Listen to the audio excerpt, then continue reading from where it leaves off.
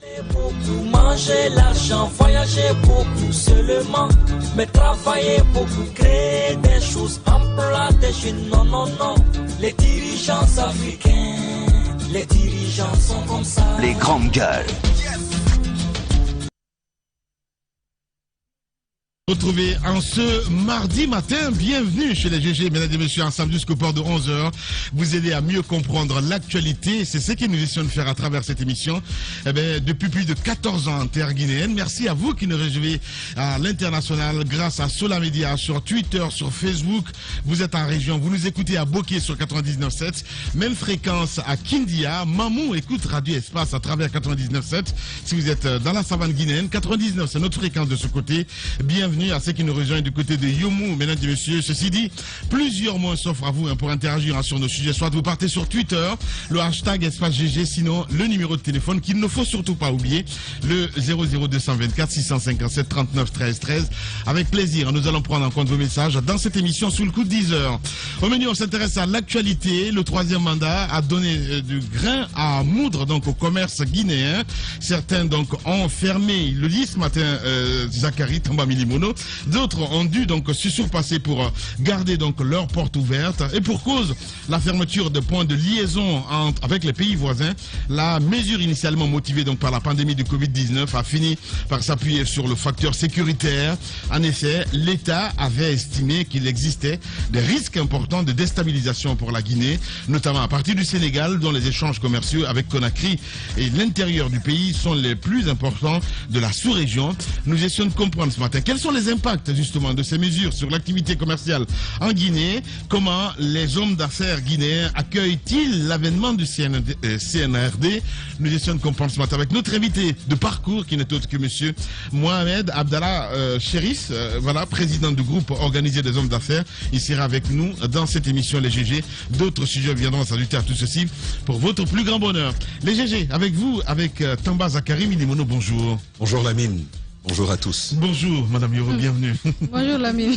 Bonjour à tous. En fait, je vois ma petite voix à côté de la grosse voix. Il fallait marquer le coup. Ahmed Kamara, Ahmed, bonjour. Bonjour Lamine. Bienvenue mon cher Ahmed. Bonjour mon cher Antoine Kourouma, bienvenue Antoine. Oui. Bonjour Lamine, bonjour à tous. Bonjour Ahmed Kourouma. Bonjour Lamine. Bien. Bonjour à vous. Que dire de notre rebelle. Bonjour. Bonjour mon cher Jacques. Bonjour Lamine. Il fallait marquer ça, mais voilà, il l'a fait. Oui, bienvenue mon cher. Allez, on s'intéresse évidemment à l'actualité éducation. Donc on pose cette question ce matin, mon cher Jacques Léo-Aleno. Quel bilan à une semaine de la reprise, mon cher Jacques Léo-Aleno? Oui, c'était important de jeter un regard sur ce qui a été fait l'année dernière. Et j'ai fait un petit travail sur les résultats du baccalauréat, du baccalauréat, parce que généralement les regards sont tournés sur cet examen. C'est le dernier au pré-universitaire et donc on dit c'est le premier diplôme aussi. Pour donc cette année, nous avons eu des résultats qui ont fait beaucoup parler avec un taux de réussite de 25,36%.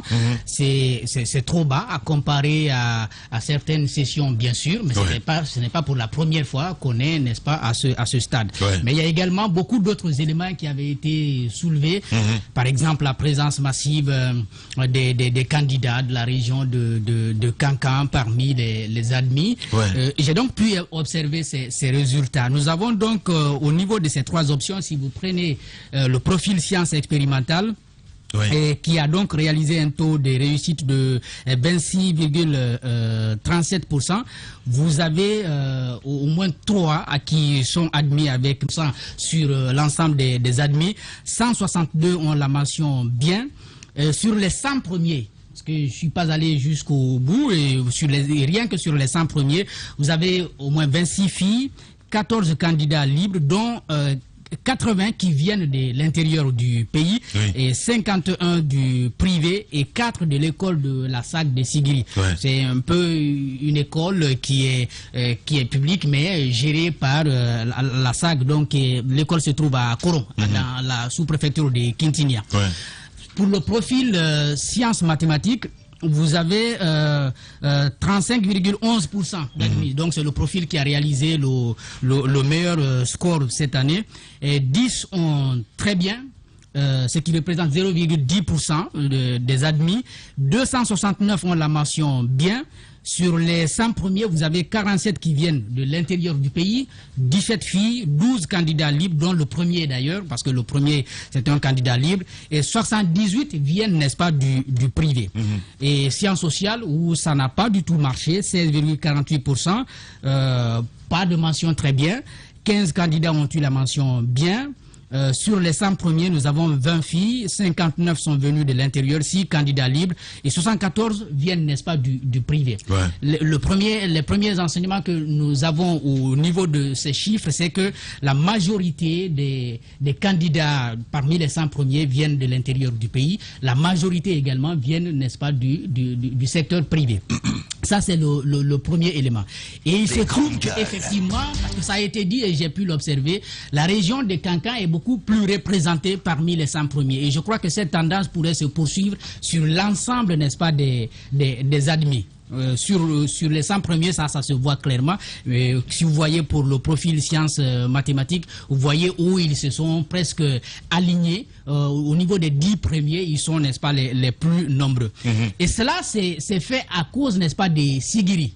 Déjà, depuis quelques années, ça s'est dit qu'à Sigiri, il y a beaucoup d'admis. Les gens sont allés jusqu'à donner des explications d'ordre politique. Cela serait fait parce que c'est le fief du pouvoir. Et moi, j'ai observé quelque chose, un élément qui, à ma foi, peut nous interpeller. Oui. Chacun est libre, en tout cas, de faire son commentaire. Les candidats de Sigiri au baccalauréat représentent le tiers des candidats de la région administrative de Kankan. C'est le double de l'effectif de la région administrative de Farana. Oui.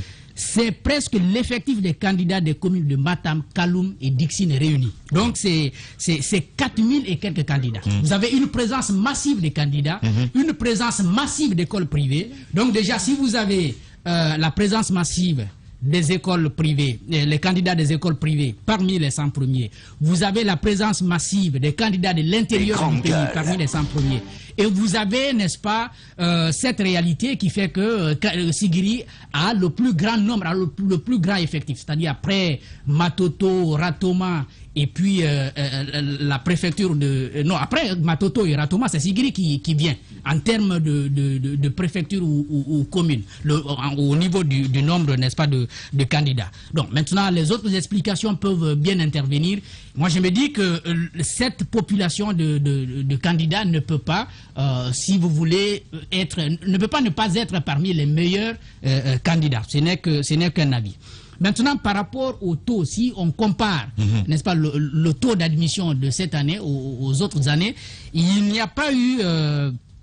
disons que ce n'est pas mauvais que ça, parce que à part l'année dernière, donc en 2020, où on a réalisé 44,43%, c'est avec Bano, mais une partie de l'examen avait été préparée par Maurice Sangaré. Donc Bano est arrivé, il a organisé très vite les examens, on a réalisé ceci, mais avec Maurice Sangaré en 2019, c'était 24%, donc c'était encore plus bas que cette année.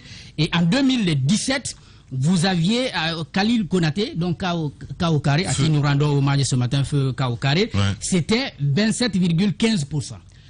L'enseignement que je tire de ça, c'est qu'à chaque fois qu'un ministre arrive à la tête de ce département et qu'il engage, n'est-ce pas, des réformes, il y a toujours des répercussions sur les résultats. Donc, Khalil Konaté en 2017, qui venait donc remplacer Dr Ibrahima Kourouma, a organisé les examens assez durs. On est allé avec 27,15%. Donc, Banobari qui récupère, non, Maurice Sangaré lui-même, il récupère, il fait 24%. Donc après Khalil Konaté, Banobari récupère après Maurice Sangaré pour l'année qu'il a co-géré les examens avec Maurice Sangaré, c'était 44, mais quand il a géré lui seul, ça a encore baissé, on est allé jusqu'à 25. Donc je pense qu'à chaque fois qu'un nouveau ministre arrive et qu'il engage des réformes, il y a toujours des conséquences, des répercussions immédiates sur le taux d'admission. Et puis si vous comparez avec les autres examens du pré-universitaire, vous constatez que le certificat d'études primaires se passe plutôt bien. En tout cas sur l'ensemble de ces années, c'est toujours au-delà de 50%. Et maintenant, pour le brevet d'études primaires, c'est encore beaucoup plus difficile parce que ça tourne autour de 30% chaque année. Voilà en quelque sorte les enseignements que je tire déjà de ces résultats qui ont été annoncés. Maintenant, il y a beaucoup de défis à relever pour la nouvelle année. Il y a une enquête qui avait déjà été menée par le ministre Banobari où il évoquait un problème réel de formation des enseignants. Un réel besoin aussi en termes d'infrastructures scolaires. En termes de taux de scolarisation, par contre, il y a eu beaucoup d'efforts qui ont été fournis par le gouvernement Condé. On est parti des taux les plus bas pour atteindre 91,26% à l'école primaire, sauf que le taux là baisse à chaque fois qu'on doit passer du primaire au secondaire du premier cycle, et du secondaire premier cycle au lycée, il y a toujours des effectifs qui continuent à baisser. De toutes les façons, on tourne encore autour de 82% au collège et au lycée. Les apprenants du privé, 24% des apprenants qui sont au primaire relèvent, n'est-ce pas, du privé. Au collège, ils sont de 26%, 31% au lycée, à l'enseignement supérieur, c'est 25%. Le problème d'établissement, c'est un problème réel. Les établissements qui sont obligés de donner des cours, des classes multigrades, il y en a qui les ont connus par le passé, parce qu'il y a un problème d'effectif, non, il y a un problème d'établissement, et il y a un problème de formateurs. Donc vous avez beaucoup de ces écoles comme ça qui existent, n'est-ce pas, dans le milieu rural. Donc les écoles qui ont, n'est-ce pas, des classes multigrades, c'est 81% qui sont, n'est-ce pas, de l'intérieur du pays. Donc il y a un besoin réel d'investissement dans la construction des écoles à l'intérieur du pays. Donc voilà en quelque sorte les enseignements qu'on peut tirer, et puis les défis qui attendent, n'est-ce pas, les nouvelles autorités, même si ce sont des autorités de la transition, mais l'éducation, c'est quelque chose d'essentiel. Nous n'avons aucune idée pour l'instant. C'est le socle, c'est très important. C'est le socle, c'est très important. C'est très important. On ne peut pas, parce que nous sommes en période de transition, mettre ça en veilleuse. Il va falloir agir. Il y a la date qui n'est pas encore fixée pour la rentrée scolaire. Il va falloir se prononcer là-dessus pour que, disons, les activités qui avaient été entamées par l'ancien gouvernement, les activités qui n'étaient pas mauvaises, à ma foi, puissent, n'est-ce pas, continuer. Voilà, Jacques Léwa Leno. Allez-y, mon cher Antoine. Malheureusement, le coup d'État a fait que cet examen, on ne l'a pas beaucoup évoqué dans nos médias. Et heureusement, ce matin, on revient là-dessus parce qu'il est important d'en parler. Et ce qui s'est passé aux examens nationaux, notamment au baccalauréat unique en Guinée, a été unique. Ça a été quelque chose d'assez spécial au regard de tout ce qu'on a vu qui n'était pas honorable pour l'enseignement guinéen. Moi, j'ai assisté à des choses qui relèvent du passé. Moi, je pensais qu'on avait fini avec toutes ces pratiques, avec Bano surtout. J'étais l'un de ceux-là qui ont félicité le ministre pour les réformes qu'il a mises en œuvre. Mais j'ai constaté sur le terrain qu'il y a eu des actes ou des actions de sabotage en vue de mettre en cause toutes les réformes qui ont été faites.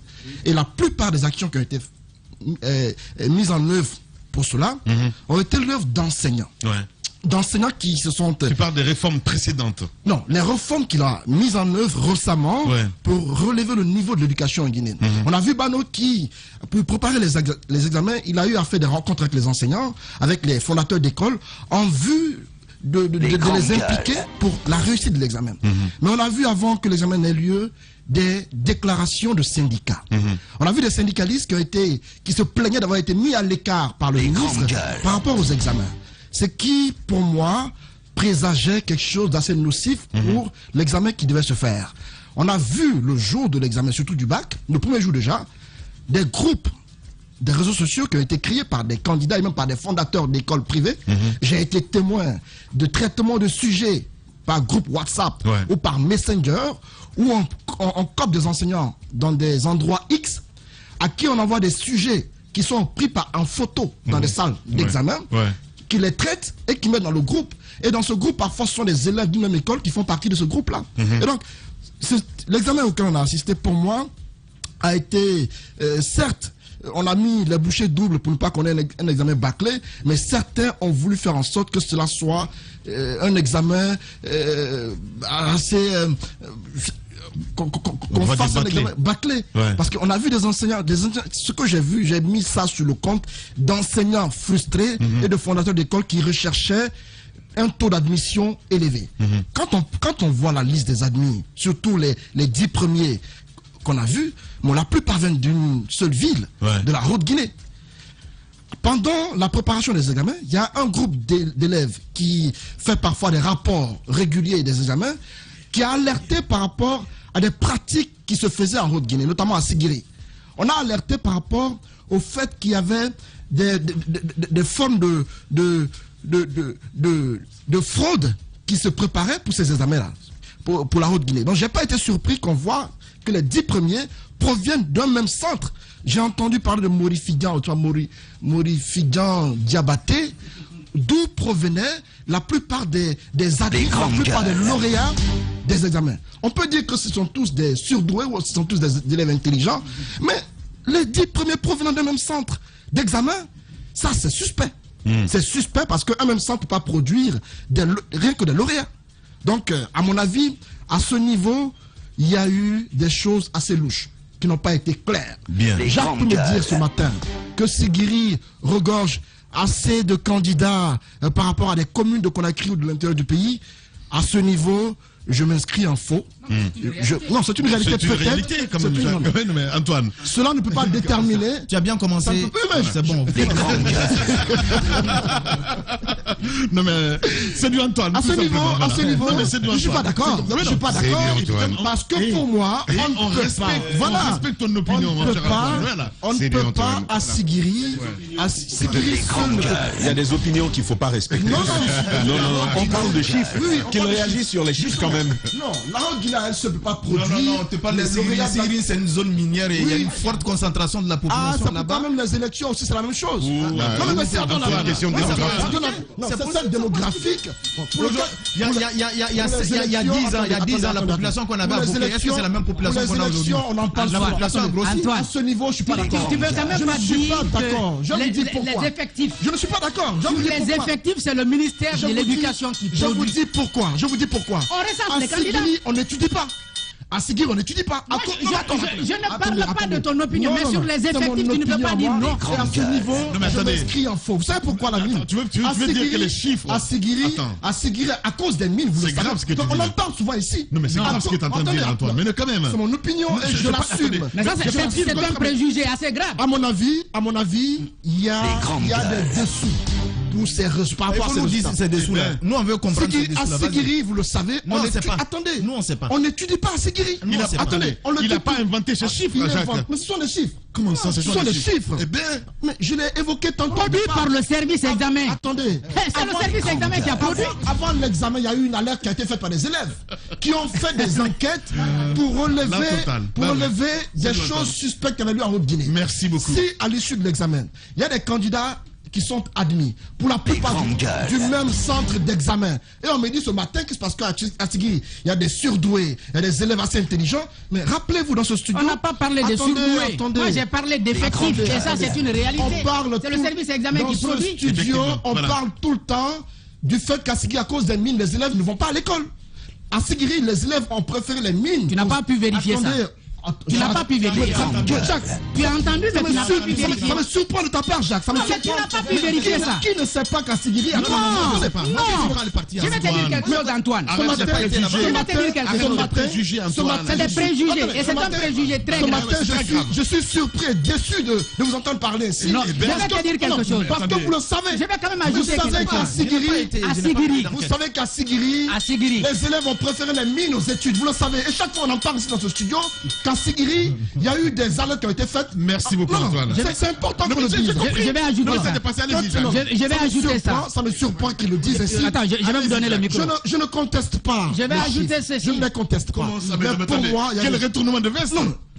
Comment ça, tu ne contestes pas? Tu dis que tu n'es pas d'accord avec... J'ai dit encore une fois... Les chiffres, je les conteste pas. Non, je vais vous donner. Je vais lui répondre sur l'activité minière. L'activité minière. Non. Tu vas à la guillotine, là. Pas du tout. Si, tu vas à la guillotine, là. Je suis désolé. Je suis logique et je continue. Voilà. Je dis une chose. Allez-y, pour ce qui est Antoine, du taux élevé d'admission à Sigiri, à ce niveau, j'ai des doutes par rapport à cela. Parce que pour moi, il y a des dessous qui n'ont pas été dits. C'est pas très clair. Le Saint-Antoine n'est pas content ce matin. Je vais préciser deux choses. Oui. Ces statistiques sont les statistiques du service examen et concours scolaire. Tu peux les vérifier. Là, c'est la première des choses par rapport aux candidats. Ça existe. Maintenant, par rapport à l'activité minière, il faut faire très attention. Moi, je l'ai une fois dit ici. Dans l'activité minière à Sigiri, généralement, si vous comprenez, les jeunes viennent des autres préfectures. Pas forcément de la ville. Non, pas forcément de la ville de Sigiri. J'en connais beaucoup des neveux, des jeunes frères qui viennent de Gekedou, de Sigiri, en période scolaire, qui viennent peupler, n'est-ce pas, les zones minières, n'est-ce pas. Je ne dis pas qu'il n'y a pas d'élèves qui abandonnent les cours pour aller dans les mines, mais vous ne pouvez pas dire que tous les candidats de Sigiri partent dans les mines. Là, il faut faire un peu attention. C'est des idées reçues, hein. C'est du Antoine, tout simplement. Allez-y, mon cher Jacques. Allez-y, Tamba. Voilà. Merci, Antoine, de nous avoir réveillés ce matin. Oui, parce que le propos de Jacques était très clair. Il fait le constat de chiffres qui sont très très importants par rapport à la moyenne générale sur le territoire guinéen.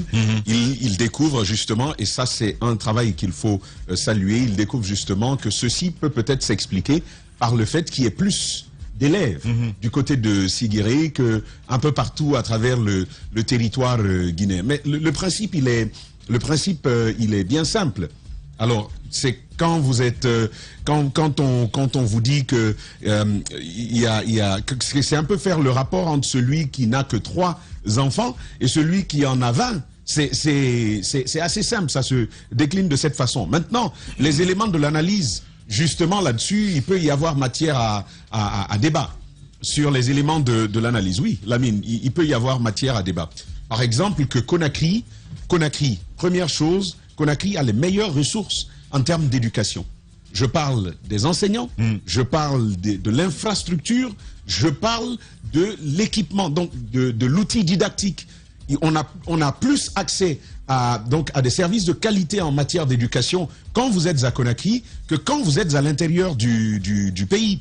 Et donc, logiquement, on aurait dû voir Conakry tenir la tête du peloton dans ce classement-là. C'est un peu le bémol, justement, qu'il faut apporter à l'explication par le chiffre.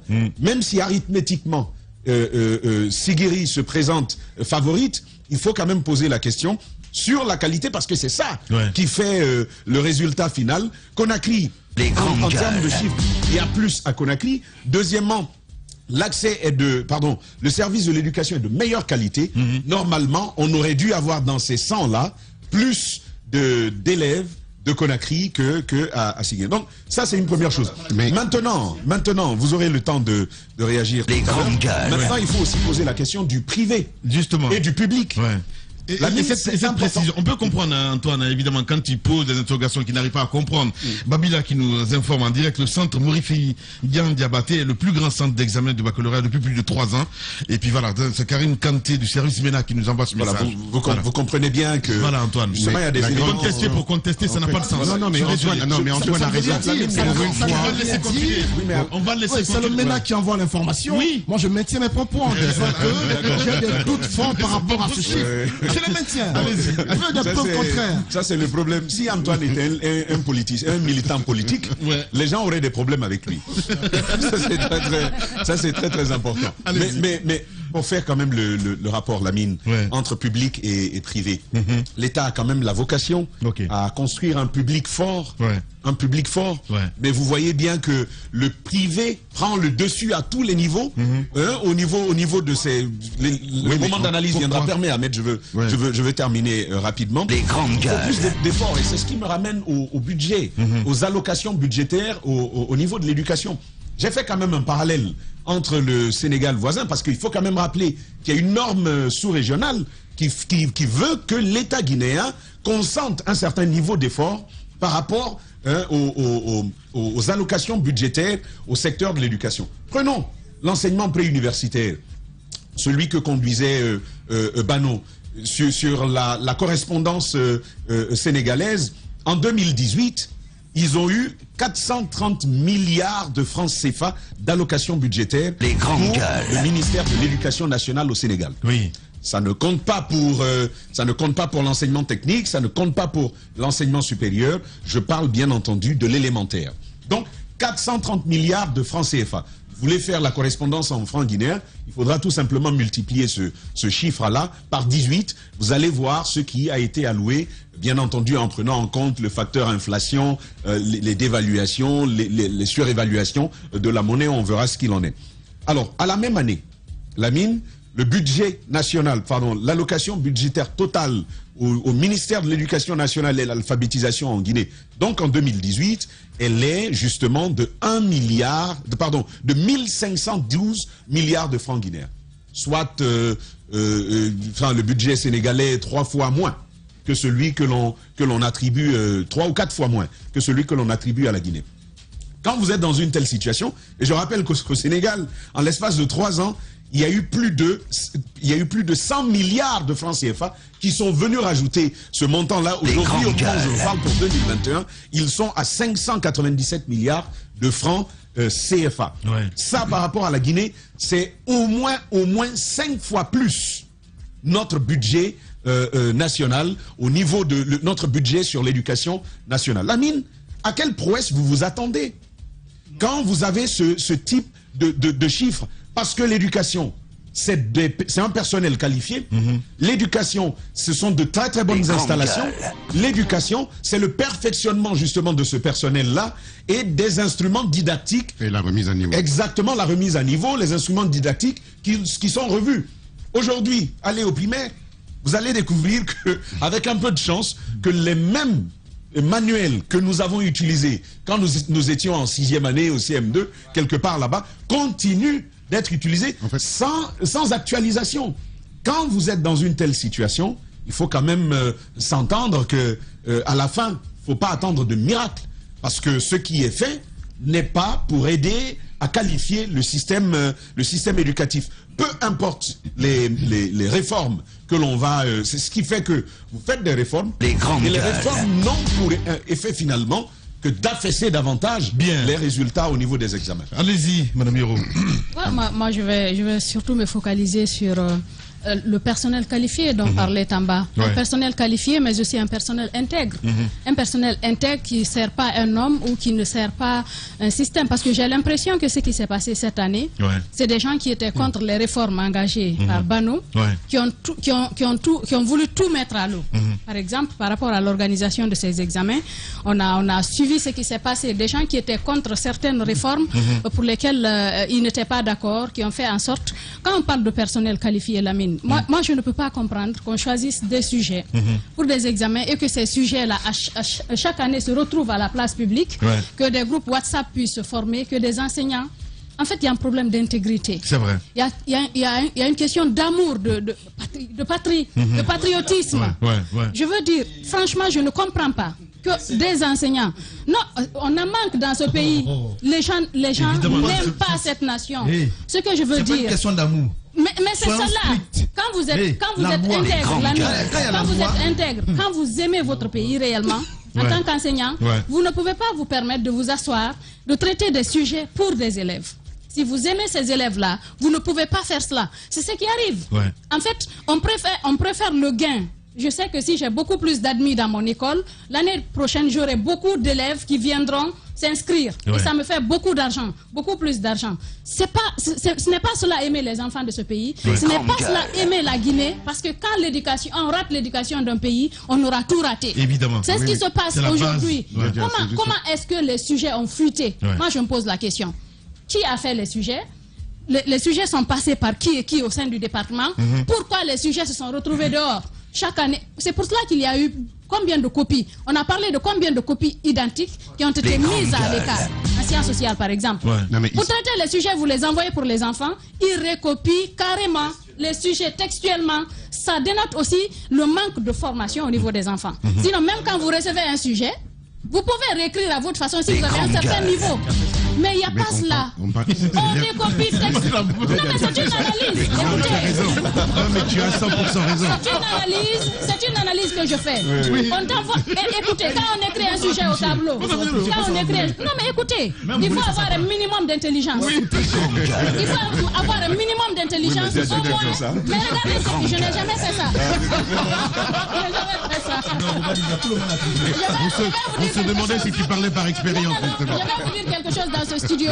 Il m'est arrivé à des examens de recopier textuellement le sujet parce que je ne connais pas, je sors de la classe. Je n'ai jamais. Bon, c'est pas une question de personne. C'est pas un débat de personne. Au niveau des examens.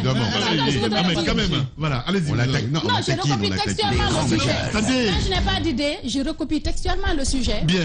Là, tu l'as énervé, là. Non, c'est pas énervé, c'est juste pour le dire. Ce qui me fait mal, c'est qu'un enfant n'arrive pas à lire quelque chose et à l'interpréter au moins à sa façon. C'est manque de formation, c'est manque de niveau. Sinon, en sciences sociales, on ne peut pas recopier textuellement. Quand vous avez un minimum de niveau en dissertation, même quand vous voyez une copie, vous réécrivez à votre façon. C'est ce qu'on fait dans les différentes rédactions. Par exemple, en journalisme, parce qu'on va sur le terrain, le sujet est traité différemment par 1000 journalistes. Qu'est-ce qui fait ça? C'est le niveau de formation, le niveau d'analyse, le niveau d'écriture que vous avez appris à l'école. On ne donne pas ça à nos enfants. On se permet d'envoyer des sujets à des enfants, de leur dire de tout recopier, alors qu'il y a un service d'examen qui est là, qui met toutes les copies à l'écart. Qui a fait perdre ces enfants-là? Est-ce que c'est les enfants uniquement? Qu'est-ce qu'on a appris à ces enfants? Vous leur apprenez à voler. Vous leur apprenez à ne pas être sérieux. Vous leur apprenez à ne pas fournir d'efforts. Ça s'appelle la pédagogie. La pédagogie du voile. La pédagogie du voile. Non. Je disais que c'est le manque que tu dénonces là, c'est-à-dire le manque de libre arbitre, d'interprétation d'un texte, qu'il soit philosophique ou historique, c'est qu'on n'apprend pas à nos élèves, à nos enfants à penser par eux-mêmes. Lamine, vous avez des écoles aujourd'hui où, par exemple, les enfants ne font pas de rédaction. Il n'y a pas de rédaction régulièrement, il n'y a pas de dictée. Comment voulez-vous que les enfants la fassent, par exemple, des dissertations, fassent de la dissertation, interprètent un sujet à leur façon? Moi j'aimerais parce que le ministre Bano a entamé, par exemple, cette étape-là, que les gens répondent. À qui on a envoyé les sujets? Comment les sujets ont-ils fuité? Qui a fait en sorte que les sujets fuitent? Qu'on interroge des gens, qu'on juge des gens, qu'on les condamne. Des personnes ont été interpellées et arrêtées. Il ne faut pas qu'on s'arrête à si bon chemin. Parce que ici, à chaque fois, nous entamons des réformes, mais on n'aboutit jamais. Comment voulez-vous que ça marche dans ce pays? Vous avez parlé des différents ministres qui sont venus. Chacun vient avec des réformes. Alors que le président avait peut-être fait de très bonnes réformes, il a entamé de très belles choses qui pouvaient continuer. On ne continue pas avec ça. Je pense qu'il faut qu'il y ait des gens qui répondent. Ce n'est pas bien. Ce n'est pas bien pour l'avenir des enfants. Ce n'est pas bien pour l'avenir de l'école guinéenne. Vous pouvez voir aujourd'hui un étudiant à l'université, il ne peut pas vous placer deux phrases sans commettre des fautes. Franchement, on est en train d'assassiner l'éducation, le niveau des enfants à la base, et la Guinée avec. Allez-y. Bon. Donc, mais moi je vais dans le sens de Djadia. On est en train, effectivement, on a déjà assassiné l'éducation. Moi je rappelle toujours ça. J'ai passé encore une fois mon bac en Guinée. Et quand je suis arrivé en France, j'avais 1 an d'avance sur des élèves qui avaient le même âge que moi. Donc, ça veut dire que l'enseignement naguère était extraordinaire. Je suis un pur produit de l'école guinéenne, je le rappelle sans cesse. Pourquoi? Parce que effectivement, on a assassiné tuer, martyriser l'enseignement guinéen. Il faut quand même remonter dans le temps et qu'on sache que les médecins sénégalais, congolais, ivoiriens venaient se former à Ignace Dine dans notre pays. C'est pour vous dire la chute vertiginale, la dégringolade absolue que l'enseignement de ce pays a subi par la faute de ses propres enfants. Tu parlais de la dualité tout à l'heure entre l'enseignement public et l'enseignement privé. Qu'est-ce qui s'est passé ici dans les années 80-90 ? À la mort de Sékou Touré, le grand mammouth du libéralisme vient défait tout et on dit une expression qui est utilisée dans l'enseignement, il faut dégraisser le mammouth. En gros, il y a trop d'enseignants, il y a trop de ceci, il y a trop de cela. Mais ceux qui étaient chargés de la réforme de l'école, de l'éducation, de l'université, étaient ceux-là même qui étaient au gouvernement et qui avaient leurs propres intérêts. Donc qu'est-ce qu'ils ont fait, ces gens-là? Ils ont privilégié le patrimoine qu'ils étaient en train de construire au détriment de la formation de nos professeurs, de la qualité de l'enseignement et de la qualité de l'accueil des élèves. C'est aussi simple que ça. Ahmed a dit une phrase que mon garçon, je souscris. Il y a un moment donné, quand on ne construit pas un État, on ne construit pas une éducation avec des bons sentiments, il faut leur taper dessus. Ça s'arrête. Maintenant, il faut des sanctions. Quand tu déconnes dans ce pays, quand tu mets l'avenir de nos enfants en danger, ça veut dire que tu mets l'avenir de la Guinée en danger. C'est qui le coupable? Voilà. Mais les coupables, il faut aller les chercher là où ils sont, c'est-à-dire dans les c'est toi, c'est moi, c'est... Mais justement, attends, laisse-moi finir. Mais attendez, je ne vous ai pas interrompu. Les coupables, c'est toi, c'est moi, c'est qui tu veux. Mais les coupables aussi se trouvent au ministère de l'enseignement. Ceux qui, depuis des années, font tricher nos élèves. Laisse-moi finir. Il faut aller les chercher dans la pensée des radicaux qu'ils sont. Non, je te le dis parce que je suis en colère. Je suis en colère. Quand on joue... Elle n'est pas saine, cette colère-là. Je suis désolé, c'est du populisme. Arrête avec ce... Tu n'as appris que ce mot-là cette semaine? Bah oui. Alors, change de logiciel, Lamine. Change de disque. Non, j'ai pas fini. Change de disque. Non, change de disque. Trouve-moi un autre mot. Le populisme, c'est... Laisse-moi finir. Le populisme, tu ne m'interrompras pas. Excuse-moi. Le populisme, c'est ce que tu es en train de faire, c'est-à-dire avoir des œillères. Écoute-moi, avoir des œillères. Attends, tu as des œillères et tu défends un système qui est là. Je ne défends pas un système. Qui a pourri ce pays depuis des années. C'est ça le Mais problème. enfin, non, j'ai pas fini. Tant que tu vas m'interrompre, je vais continuer. Vas-y. Merci. Il y a un problème de pédagogie dans ce pays. Il y a un problème dans ce pays de qualité d'enseignement. Djadia vient de le dire. Quand tu as un élève aujourd'hui qui est au niveau, on va dire 9, 12e, n'a pas le niveau 4e, 5e en France. Ou même, allez, on prend pas la France, on prend au Sénégal. Pourquoi nos meilleurs élèves vont se former au Sénégal? C'est qu'il y a un problème d'enseignement, c'est qu'il y a un problème de pédagogie, c'est qu'il y a un problème de mise à niveau de ceux qui enseignent à nos enfants. Va dans une classe, va voir un prof de français. Aujourd'hui, au lycée Bonfils, je l'ai fait. J'ai vu le prof de français, j'ai failli pleurer. Il fait une faute de français à chaque phrase. Mais ça, c'est pas de sa faute, c'est parce qu'il n'a pas été mis à jour. Il n'a pas suivi l'enseignement, la formation qui est nécessaire à une bonne pédagogie. On fait un constat, et c'est pas moi qui l'ai fait, c'est en bas. Effectivement, les élèves d'aujourd'hui étudient avec les manuels avec lesquels eux ils ont étudié. Mais l'éducation, c'est une évolution. Le monde évolue. On n'enseigne pas aujourd'hui comme on enseignait hier. Il y a des technologies, il y a des évolutions, il y a plein de choses qu'on a découvert dans l'apprentissage au niveau des enfants. Un enfant, tu lui apprends les couleurs, tu lui apprends à écrire, tu lui apprends à dissertation. Je finis. Tout cela n'existe pas. Il faut maintenant, il faut des sanctions. Quand tu joues avec l'avenir de nos enfants, ça veut dire que tu joues avec la Guinée. Donc il faut les sanctionner. Voilà. Ahmed Kourouma, allez-y, mon cher Ahmed. Ben, écoutez, moi, il y a des mots comme ce que Yoro disait tout de suite, intégrité, amour. Et écoutez, on a dépassé. Ouais. On a dépassé ce stade-là. Donc il faut mater. Non, oui, dans les autres, on est assis, on regarde. Parfois, on regarde. Mater. On regarde. Quand même. Non, le Guinéen ne comprend que ça, le bâton. Il est guinéen, Ahmed. Parfois, on est assis. Je suis guinéen. Parfois, on est assis, on regarde d'autres pays, on applaudit. Vous pensez qu'ils le font de gaieté de cœur? Il faut tenter. Quand tu tentes, ce que tu vas avoir sur ton chemin, c'est toi qui sais. Dans d'autres pays, par exemple, je vais vous donner un exemple. J'ai pas dit que, par exemple, en Côte d'Ivoire, qu'on ne triche pas. Mais le système qu'on a commencé ici a commencé depuis longtemps en Côte d'Ivoire. Quand on parle de l'immatriculation des élèves depuis l'école primaire, vous êtes immatriculé comme un véhicule. Ce numéro que vous avez va vous suivre jusqu'à la fin de votre cycle. Les grandes gueules. Et que vous êtes pris, on peut vous... non seulement on peut vous suspendre d'étudier sur le territoire pendant 1 ou 2 ans. Vous êtes interdit de participer à un examen. Et ce numéro, quand vous allez dans n'importe quel établissement, on va vous le demander. Et quand on vous demande, on va checker votre passé. Et on verra là-dedans. Je pense que ce sont des systèmes qu'on peut appliquer ici.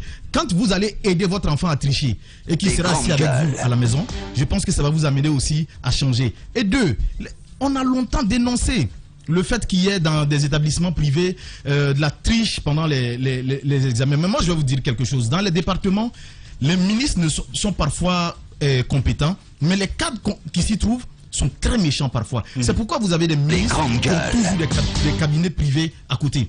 Parce que les cadres n'accompagnent pas.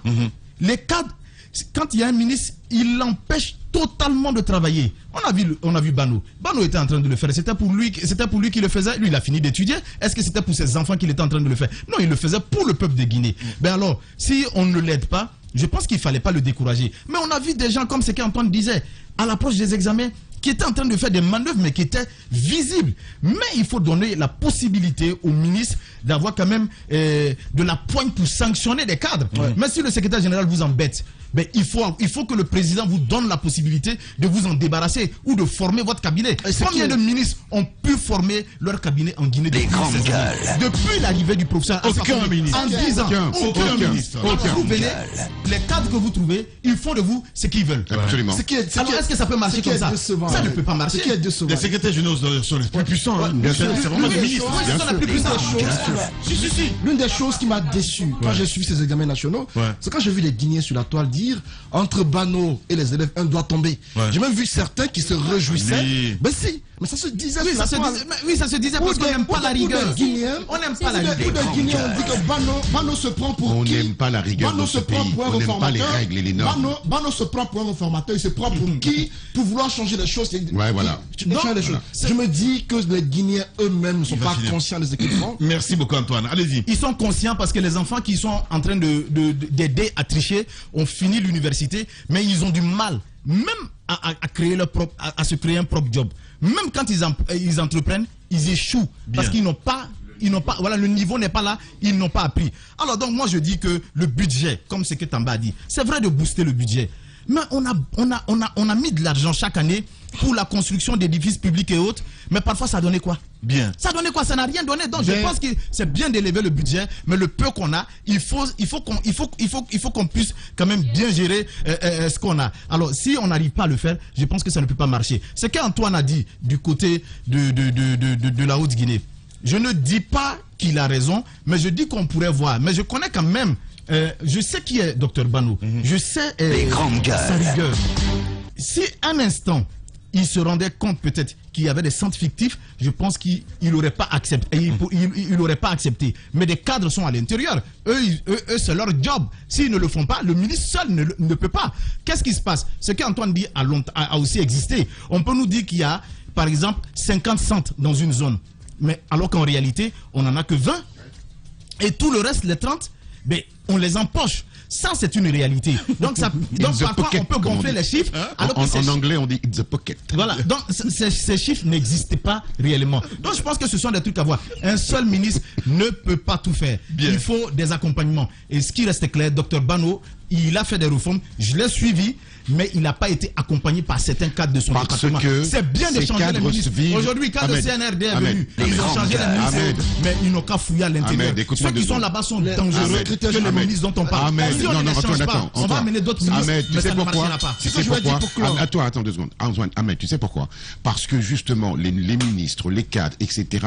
ont été malheureusement nommés par pur principe politique. On n'a pas tenu compte de leur qualité, de leur diplôme. C'est des nominations politiques. Bien. Allez, complément d'info, mon cher Alain. Absolument. Pour appuyer ce que vous êtes en train de dire sur la fraude, c'est un enseignant qui nous envoie ce message.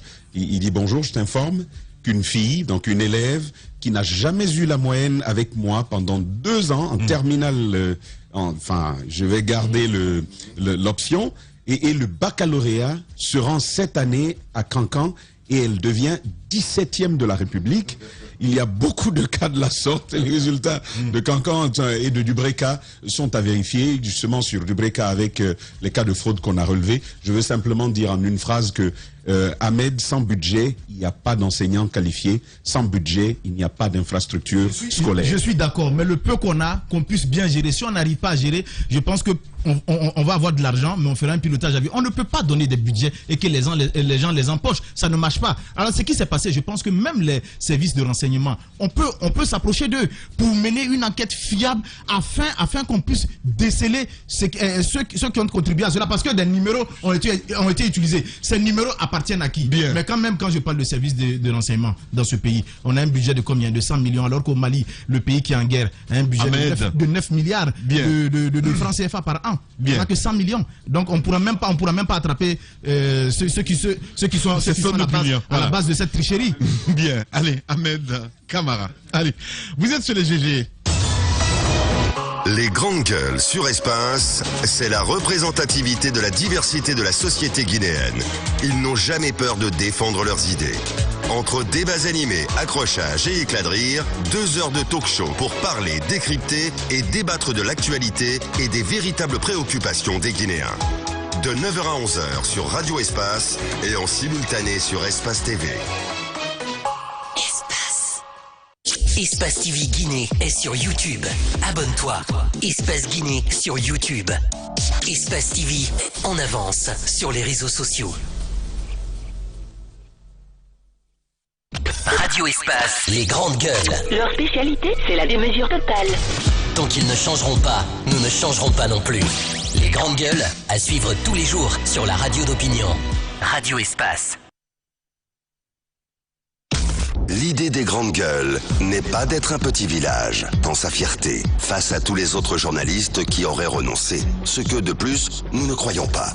Notre idée est plutôt de faire école, d'aider tout le monde et de constituer un laboratoire utile à tout le monde. Ici commence l'actualité de la Guinée. Bienvenue chez les GG. Chez les GG, nous pensons comme JMJ. Dire la vérité. La vérité, qu'elle plaise ou qu'elle blesse, est une pertinente attitude de sagesse. Le journalisme est la plus grande aventure humaine car il est mission, passion, vision, interrogation, immersion, quête de vérité et conquête d'objectivité. Écoutez les GG tous les matins sur Radio Espace en simultané sur Espace TV, Espace Région Bokeh, Labé, Zérékoré, Kindia sur 99.7, Cancan sur 99. Les grandes gueules sur Espace, les GG, les grandes gueules, Radio Espace Guinée. Notre démocratie, la démocratie guinéenne, qualifie de basse intensité le fait que ces hommes, quand ils sont dans l'opposition, font d'abord semblant d'en avoir pris conscience, puis font l'inverse de ce qu'ils avaient promis une fois arrivés au pouvoir. Restons vigilants, car le pouvoir, c'est vous, le peuple. Les journalistes accoucheurs de vérités diverses, pertinents et rusés, sans langue de bois, cultivés, nécessaires pour des journalistes. Les grandes gueules, des personnalités acquises par le les matins également sur Espace TV. Merci à vous qui nous rejoignez sur cette chaîne. Continuez à réagir. Les contacts s'affichent juste en bas de l'écran. Avec plaisir, un peu plus tard, dans moins d'un quart d'heure, je vais faire plaisir évidemment de lire quelques messages que vous avez bien voulu laisser là. Je le disais tantôt à l'entame, le 3e mandat a donné du grain à moudre donc au commerce guinéen. Donc, certains donc ont fermé, d'autres ont dû donc se surpasser pour garder leurs portes ouvertes et pour cause la fermeture donc des points de liaison avec les pays voisins. La mesure initialement motivée par la pandémie du Covid-19 a fini par s'appuyer sur le facteur sécuritaire. On essaie de comprendre ce matin. En effet, l'État avait estimé qu'il existait des risques importants de déstabilisation donc pour la Guinée, notamment à partir du Sénégal, dont les échanges commerciaux avec Conakry et l'intérieur du pays sont les plus importants de la sous-région. Quels sont les impacts de ces mesures sur l'activité commerciale en Guinée? Comment les hommes d'affaires guinéens accueillent-ils l'avènement du CNRD? Donc on essaie de comprendre ce matin avec une grande gueule qui sera avec nous évidemment sur le coup de 10 heures. Mohamed Cherif Abdallah, il est président du groupe organisé des hommes d'affaires, opposé donc au 3e mandat. Il sera avec nous ce matin dans cette émission. Vous continuez à réagir avec plaisir. Nous allons évidemment nous intéresser. On sait peu plus, mon cher Tamba, vous nous dites ce matin, collision donc de train. Hier, on en parlait dans cette émission. Les GG, moi je suis mon cher Antoine plutôt. Hein. Voilà, c'est un complément d'information par rapport aux causes véritables de l'accident d'hier. Ouais. Dès après l'émission, il y a un conducteur de train qui nous a appelé. Okay. Il a tenu à nous expliquer ce qui est à la base de cette collision. Et donc, la régulation, c'est quoi? Non, on a dit hier qu'il y avait un train d'abord qui était en panne et contre lequel un autre train est venu se heurter, ce qui a causé ce qu'on a vu hier. Sauf que le conducteur en question nous apprend, et il a fait un témoignage accablant contre les Russes, à qui il reproche de les faire rouler des trains qui sont des épaves, des trains qui pour la plupart roulent depuis des années. Donc ce qu'il nous apprend, c'est que le premier train qui était en panne l'a été aux environs de 4 h du matin.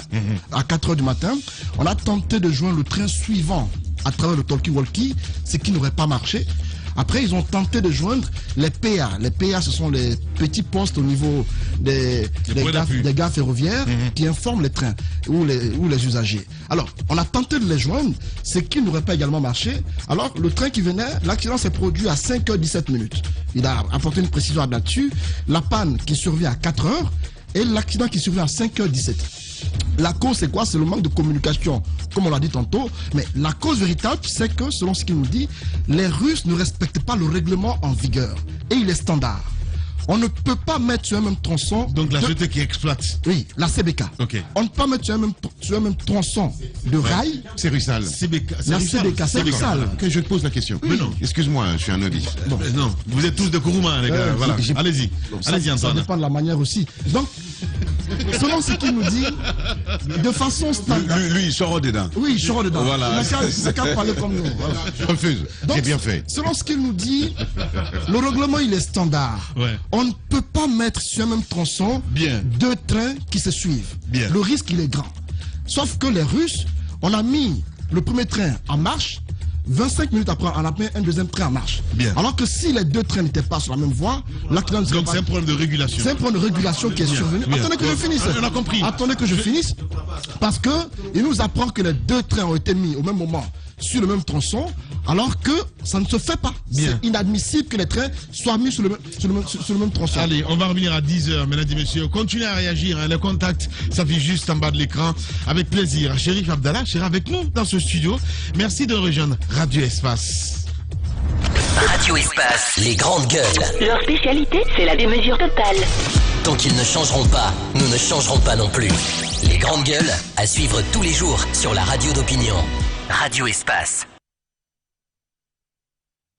L'idée des grandes gueules n'est pas d'être un petit village, dans sa fierté, face à tous les autres journalistes qui auraient renoncé. Ce que, de plus, nous ne croyons pas. Notre idée est plutôt de faire école, d'aider tout le monde et de constituer un laboratoire utile à tout le monde. Ici commence l'actualité de la Guinée. Bienvenue chez les GG.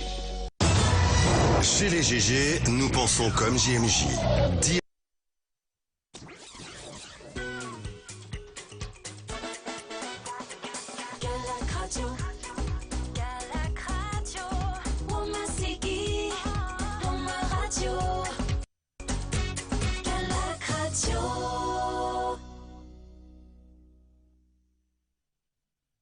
L'école Roi Salman. Espace TV Guinée est sur YouTube. Abonne-toi. Espace Guinée sur YouTube. Espace TV en avance sur les réseaux sociaux. En route pour de nouveaux horizons. Aventure, évasion, rencontre, partage, dépaysement. Voir la Guinée autrement. Pour cette rentrée, nous vous proposons des inédits. Bienvenue sur Adafo Média.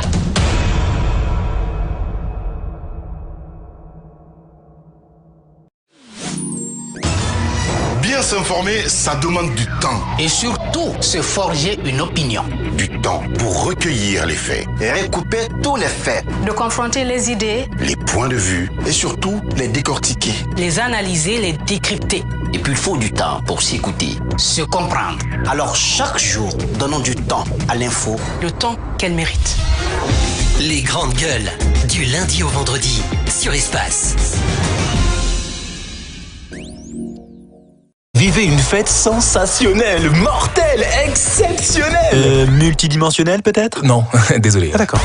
Ce modèle d'annonce, il n'y a que Adafo Média pour le faire. Pour toute information, contactez-nous 628 06 06 60.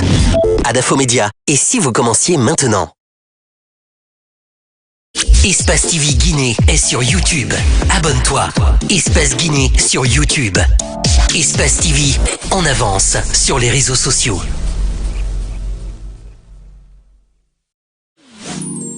Les dimanches 18h30, 20h, l'actualité va vite, trop vite parfois. Arrêtez-vous, arrêtons-nous. Tous les dimanches, 18h30, 20h sur Espace TV. La pédagogie, les faits, rien que les faits, avec des journalistes, des hommes politiques et de la société civile. Le débat d'idées, même celles qui fâchent. Avec nos invités, vous allez vous faire votre opinion.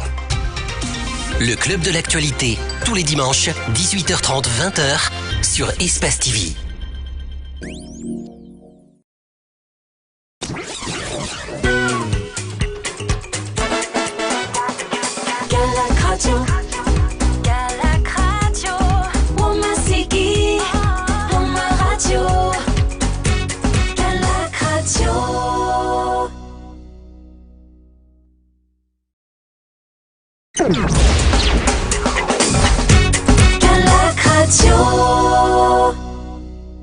Espace TV Guinée est sur YouTube. Abonne-toi. Espace Guinée sur YouTube. Espace TV en avance sur les réseaux sociaux. C'est qui le champion à Guinée? C'est qui le champion à Guinée? Espace, espace, espace, espace, espace. Bien s'informer, ça demande du temps. Et surtout, se forger une opinion. Du temps pour recueillir les faits. Et recouper tous les faits. De confronter les idées, les points de vue et surtout les décortiquer. Les analyser, les décrypter. Et puis il faut du temps pour s'écouter, se comprendre. Alors chaque jour, donnons du temps à l'info. Le temps qu'elle mérite. Les grandes gueules, du lundi au vendredi, sur Espace.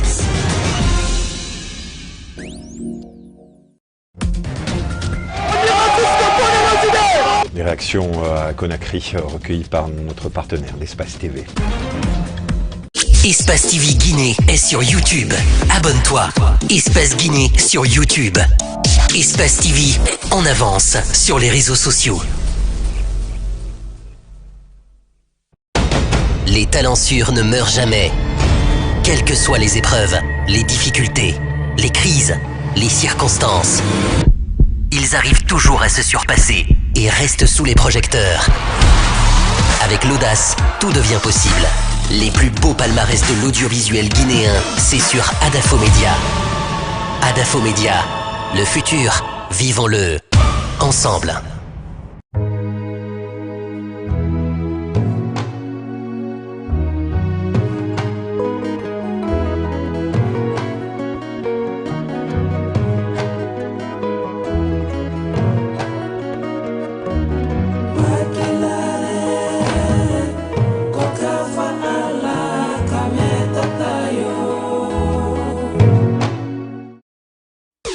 Radio Espace Guinée. Radio Espace Guinée.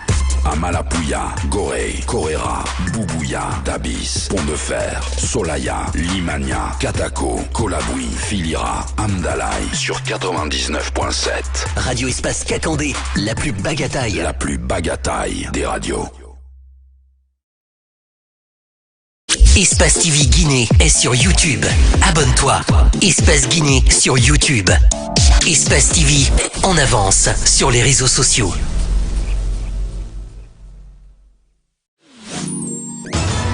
Bien s'informer, ça demande du temps. Et surtout, se forger une opinion. Du temps pour recueillir les faits. Et recouper tous les faits. De confronter les idées, les points de vue et surtout les décortiquer. Les analyser, les décrypter. Et puis il faut du temps pour s'écouter, se comprendre. Alors chaque jour, donnons du temps à l'info. Le temps qu'elle mérite. Les grandes gueules, du lundi au vendredi, sur Espace.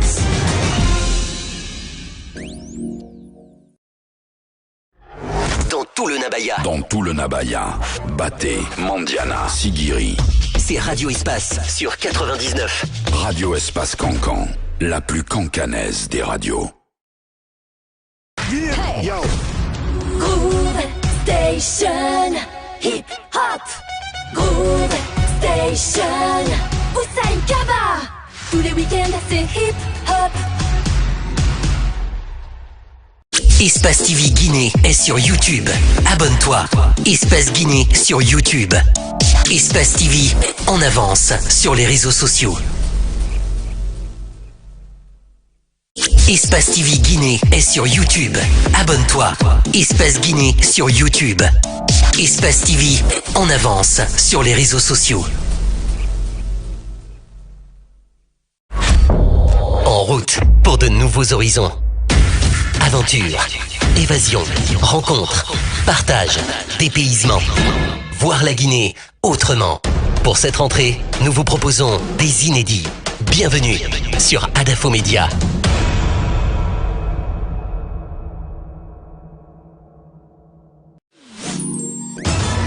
Bien s'informer, ça demande du temps. Et surtout, se forger une opinion. Du temps pour recueillir les faits. Et recouper tous les faits. De confronter les idées, Les points de vue. Et surtout, les décortiquer. les analyser, les décrypter. Et puis il faut du temps pour s'écouter, se comprendre. Alors chaque jour, donnons du temps à l'info. Le temps qu'elle mérite. Les grandes gueules, du lundi au vendredi, sur Espace. Vivez une fête sensationnelle, mortelle, exceptionnelle. Multidimensionnelle peut-être? Non, désolé. Ah, d'accord. Ce modèle d'annonce, il n'y a que Adafo Média pour le faire. Pour toute information, contactez-nous 628 06 06 60. Adafo Média. Et si vous commenciez maintenant? Espace TV Guinée est sur YouTube. Abonne-toi. Espace Guinée sur YouTube. Espace TV en avance sur les réseaux sociaux. Les dimanches 18h30, 20h.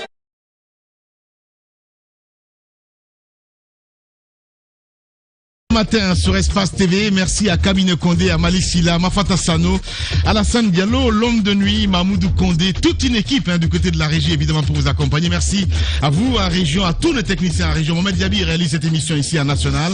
Bienvenue si c'est maintenant que vous le faites sur Radio Espace, sur la média, relaye cette émission sur les réseaux sociaux. Merci de votre fidélité. Vous êtes de plus en plus nombreux évidemment à nous suivre sur les réseaux sociaux. Bienvenue si c'est maintenant que vous le faites, mesdames et messieurs. Je le disais tantôt, le troisième mandat a donné du grain à moudre donc au commerce guinéen. Certains ont fermé, d'autres ont dû donc se surpasser pour garder leurs portes ouvertes et pour cause la fermeture donc des points de liaison entre avec les pays voisins. Donc la mesure initialement prévue par la pandémie du Covid-19 a fini par s'appuyer sur le facteur sécuritaire. En effet, oui, l'État avait estimé qu'il existait donc des risques importants, il le dit ce matin, de la sous-région. Question ce matin, quel impact justement, nous sommes comprendre ce matin, mesdames et messieurs, quels sont les impacts de ces mesures sur l'actualité, l'activité commerciale en Guinée? Comment les hommes d'affaires guinéens accueillent-ils l'avènement du CNRD? Nous essayons de comprendre ce matin évidemment avec notre invité qui n'est autre que monsieur Mohamed Cherif Abdallah, président du groupe organisé des hommes d'affaires. Il sera avec nous dans ce studio de moment à l'autre. Mesdames et messieurs, encore une fois, continuez à réagir. Il y a beaucoup de réactions ce matin évidemment sur le 657 39 13 13 avec cette première réaction évidemment qui nous parvient. Bonjour les GG, c'est Mamadou Ba depuis Baïlo Baya. Je salue tous les journalistes de la radio Espace. Merci beaucoup. On reste avec cet autre également, DTS, qui nous dit bonjour les GG. Lamine, je vous informe que dans mon village natal, sur 18 candidats, 17 ont été admis et la première de la sous-préfecture de Afia Labé. À l'intérieur, les enfants peuvent étudier mieux que Conakry. Il suffit juste de mettre les enseignants dans de meilleures conditions. DTS qui nous envoie ce message. Un autre qui réagit également. Bonjour les GG. Il faut reconnaître que l'éducation guinéenne va de l'excellence à la médiocrité. Je connais quelqu'un qui connaît quelqu'un qui pendant la tenue du baccalauréat avec son équipe traitait donc les sujets pour les faire entrer dans les salles d'examen. Donc ça veut dire que vous êtes complice aussi, mon cher ami, même si le message n'est pas signé. Et bien là, lui, il est de l'Abbé Issa Premier, voilà, du côté de l'Abbé qui nous envoie ce message. Bonjour les GG. L'arrivée de la junte militaire au pouvoir est très importante donc pour la démocratie en Guinée. Mohamed Minté qui nous envoie ce message. On va rester toujours dans le sillage avec toujours ses auditeurs, cette fois-ci sur Twitter, avec la complicité évidemment de mon cher papa. Il est en train de rigoler là, Kamine Kondé. Évidemment, qui nous envoie des messages ce matin dans tous les sens. Allez, on va y aller avec quelques messages évidemment. Pablo du côté de BGDA qui nous écrit: Bonjour Lamine, c'est une grande attention soutenue que je suis le débat des GG, mais par rapport à l'éducation en Guinée, même si on utilise les meilleurs spécialistes en éducation au monde, tant que les moyens ne sont pas injectés, il ne faut pas s'attendre au mieux. La qualité d'un animal ne vaut pas ce que voudra donc son alimentation. Le Sénégal a 1000 paquets et les effets sont là. Voilà, merci beaucoup Pablo qui nous envoie ce message. Famou Samaka Diaby, l'autre animateur de CG, évidemment, qui nous écrit: bonjour les GG, bonjour à l'ami, bonjour à toute l'équipe. Il faut mettre à jour, Antoine, les élèves et étudiants de Conakry sont des élèves et étudiants des réseaux sociaux. Voilà, c'est Famou Samaka qui nous écrit ce matin. Des restaurants et des anniversaires et des boîtes de nuit. Les élèves de Conakry achetaient et arrangeaient donc les notes de cours avec les professeurs, et depuis l'annulation de ces notes de cours dans les examens, les élèves ne se retrouvent plus. Bonne journée à Famou Samaka Diaby qui nous envoie ce message. Très nombreux à réagir sur les réseaux sociaux avec évidemment Mali Poutine, le colosse de la maison. Bonjour les GG, c'est Mamadi Keita, Dr K qui nous écrit sur Twitter. Bonjour Lamine, bonjour à toute l'équipe. L'ouverture des frontières est une bonne chose pour l'économie du pays, mais j'espère que la junte est consciente de la situation de certains de nos pays voisins et qu'elle sait ce qu'elle fait. Voilà, donc c'est un auditeur qui nous envoie ce message.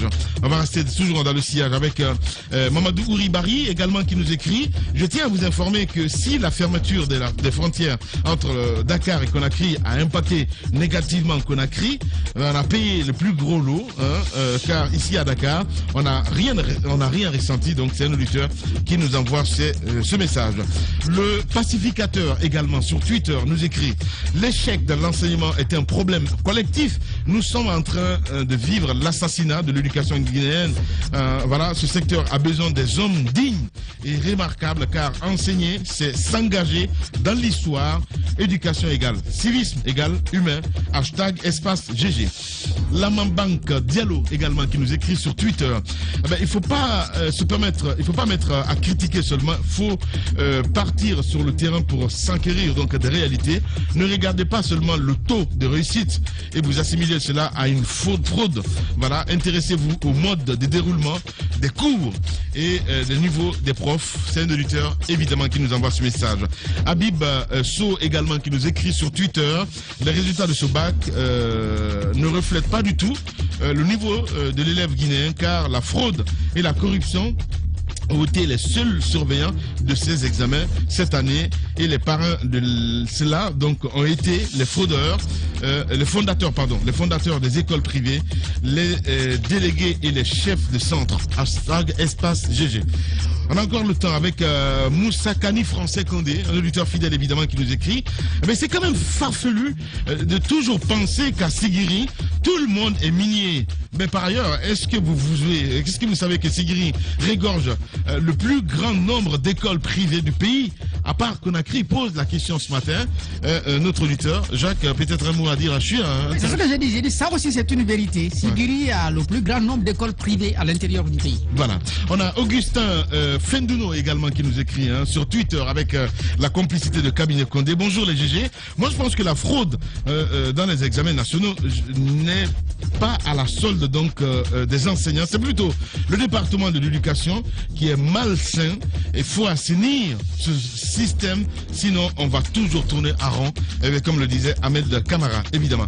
Patekour Diallo également qui nous écrit sur Twitter: il ne faut pas se retourner donc la monnaie d'échec à Dr Bano seul. Ça reflète le niveau des candidats. Qu'on change les encadrants du ministère aux écoles, en passant donc par tout le système. Voilà, il veut dire.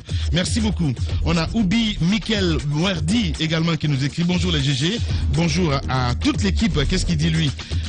Voilà, le temps que je retrouve le message. Voilà, il dit en Guinée, dans tous les domaines, tout le domaine est pourri. Voilà, les enseignants sont censés éduquer les élèves et non à les donner de mauvaises éducations. Merci beaucoup mon cher ami. On reste avec Milimono Tamba François qui nous écrit également sur Twitter. Voilà, je suis pas Tamba parce que je peux pas lire. voilà, il le lit comme ça directement, voilà, qui dit, il y a un facteur très difficile à lutter dans notre pays, car c'est depuis l'école où on nous apprend à tricher avec toutes les méthodes, il veut dire possibles. Tant que les enseignants sont mal payés, la corruption existera toujours à l'école. Voilà, merci beaucoup. Et je peux faire mieux d'ailleurs. Voilà, on y va avec un dernier, évidemment, qui nous écrit sur Twitter toujours. Lui, c'est Abdraman Temsebe, c'est ça, il nous écrit là, voilà, il dit quoi exactement? Bonjour les GG, le système éducatif guinéen, Tamba, il est étonné, hein, voilà. C'est ça aussi la technique, voilà. Non, parce que je lis là, en fait, tu vois, dans l'écran, c'est là, ça la sauce pas là, en fait, dans l'écran. Tu vois ce que je veux dire. Bien. Allez, El Chocolatier nous a rejoint. Bonjour, bienvenue. Bonjour El Grassi, bonjour à tous. Bienvenue, comment ça va ce matin? Ça va, Abdullah. Voilà, allez. Grippé depuis quelques jours, mais je me bats. Bien. Je me bats pour déboucher ce qui est bouché. Il est terrible ce garçon-là. Allez, on parle de ce discours du cardinal. Hein. Il a évoqué hier, mon cher Moussa Moïsila. Tamba dit qu'il fallait revenir là-dessus ce matin parce que c'est très important. Pardon, Antoine, excuse-moi. Attendez que je finisse rapidement ce témoignage. C'est important que je revienne sur les causes de cet accident avant que je ne sois interrompu par les deux en face. Je poursuis en disant, si, attendez que je finisse. Antoine est grave. Je prends les auditeurs à témoin et vous également, qu'on ne m'interrompt pas, je vais jusqu'au bout. Vas-y. Voilà, donc je disais tantôt que c'est un témoignage qui m'a été confié par l'un des conducteurs des trains CBK, qui, dans son témoignage, a fait un témoignage accablant contre les Russes, mais surtout par rapport aux causes de l'accident. J'ai dit tantôt qu'il accusait le manque de communication qui a été à la base de cet accident. Il a dit dans son témoignage, dans ses propos, que selon les standards internationaux, on ne peut pas mettre sur un même tronçon deux trains se suivant à un instant réduit. Et pour ce cas-ci... Non, ça c'est pas vrai. Bon, tu attends que je finisse. Non. Quand je finirai, technicien que tu es, tu nous diras en quoi cela est possible. Mais ce que je vous dis, c'est un technicien qui a plus de 20 ans de carrière qui me l'a dit. Il a fait son update quand? Attendez que je finisse. Donc, il a dit que les conducteurs du train en panne ont tenté de joindre celui qui était en route. Ils n'ont pas pu l'avoir. Ils ont informé le PA qui n'a pas pu joindre dans le talkie-walkie les conducteurs qui étaient en train de venir, ce qui a causé l'accident. L'autre chose que je veux évoquer par rapport à ce qui a été dit au sujet des Russes. Ils nous apprennent que les Russes, dans le traitement qui est fait des travailleurs guinéens, il y a une certaine exploitation qui est faite. La plupart des trains mis à leur disposition sont des trains qui sont très anciens, qui, pour la plupart, sont assez mécaniques. Pour les rouler, il faut être assez robuste pour le faire. Les blessés qu'il y a eu, dans l'année, il y a eu 4 accidents de train, selon ce qu'il nous a rapporté, et la plupart n'ont pas été portés à la connaissance du public, parce que très souvent, on n'a pas envie qu'on sache dans quel état ces travailleurs-là évoluent. Celui qui m'a confié cela a plus de 10 ans de carrière auprès de la CBK, et il nous dit qu'il a moins de 3 millions de francs guinéens comme salaire, et ils font plus de 8 heures de travail par jour, et il y a assez de choses qui leur sont refusées par rapport au traitement. Pour ce qui est des blessés et des cas de mort, selon ce qu'il nous apprend, il n'y aura pas d'assistance telle que voulue par les familles. Et pour moi, ce qui m'a le plus interpellé, c'est le fait que ce n'est pas une première qui soit reproché aux Russes, également aux Chinois parfois, de faire subir des traitements parfois inhumains à des Guinéens. Et donc, à ce niveau-là, certes, on va accuser le point de communication, mais derrière, ça peut résider aussi dans le fait que les Guinéens, pour la plupart, subissent un traitement qui n'est pas très encourageant de la part des Russes. Et ce n'est pas une première. Merci beaucoup, Antoine. Voilà. On revient sur ce discours de Robert Sarah, mon cher Tamba Zakari Midimono. C'est qu'il ne faut pas perdre de vue. Qu'est-ce que vous souhaitez dire? Effectivement, il y a des choses à ne pas perdre de vue dans notre pays. Ce n'est pas parce que la clameur politique s'invite dans tous les débats, obstrue même la réflexion et conduit les gens à effacer l'histoire de notre nation et des acteurs qui l'ont marqué, que l'on doit se taire parfois. Il était prévu justement que nous abordions ce discours depuis hier, mais en raison des sujets que nous avions, vous le savez, nos auditeurs et nos téléspectateurs ont pu le comprendre. Et justement, ça touche au cardinal Robert Sarah, une grande figure guinéenne. Je rappelle que Robert Sarah est guinéen, Robert Sarah est religieux, Robert Sarah représente la Guinée en dehors de nos frontières. C'est un des symboles que nous avons, un des symboles de notre société, les beaux symboles, parce que des mauvais on en a, mais ceux qui se démarquent de ce que nous avons en commun partage ici. Nous avons quelqu'un comme Robert Sarah. Il y a quelques temps, il y a quelques jours en arrière, Robert Sarah a écrit au CNRD. Il a écrit au CNRD, mais pour la faire courte, il les invite justement, il invite la junte à faire les choses différemment. À saisir la balle de l'histoire au rebond pour faire en sorte que la Guinée puisse profiter de cette situation transitoire que nous allons avoir, que nous sommes en train d'avoir, pour divorcer d'avec les anciennes habitudes et faire en sorte qu'un nouvel homme guinéen émerge à partir de la transition qui va s'ouvrir. Et plus loin, et c'est ce qui va par ailleurs, ce qui va focaliser finalement cette intervention, c'est quand il invite la junte à ne pas faire avec du vieux.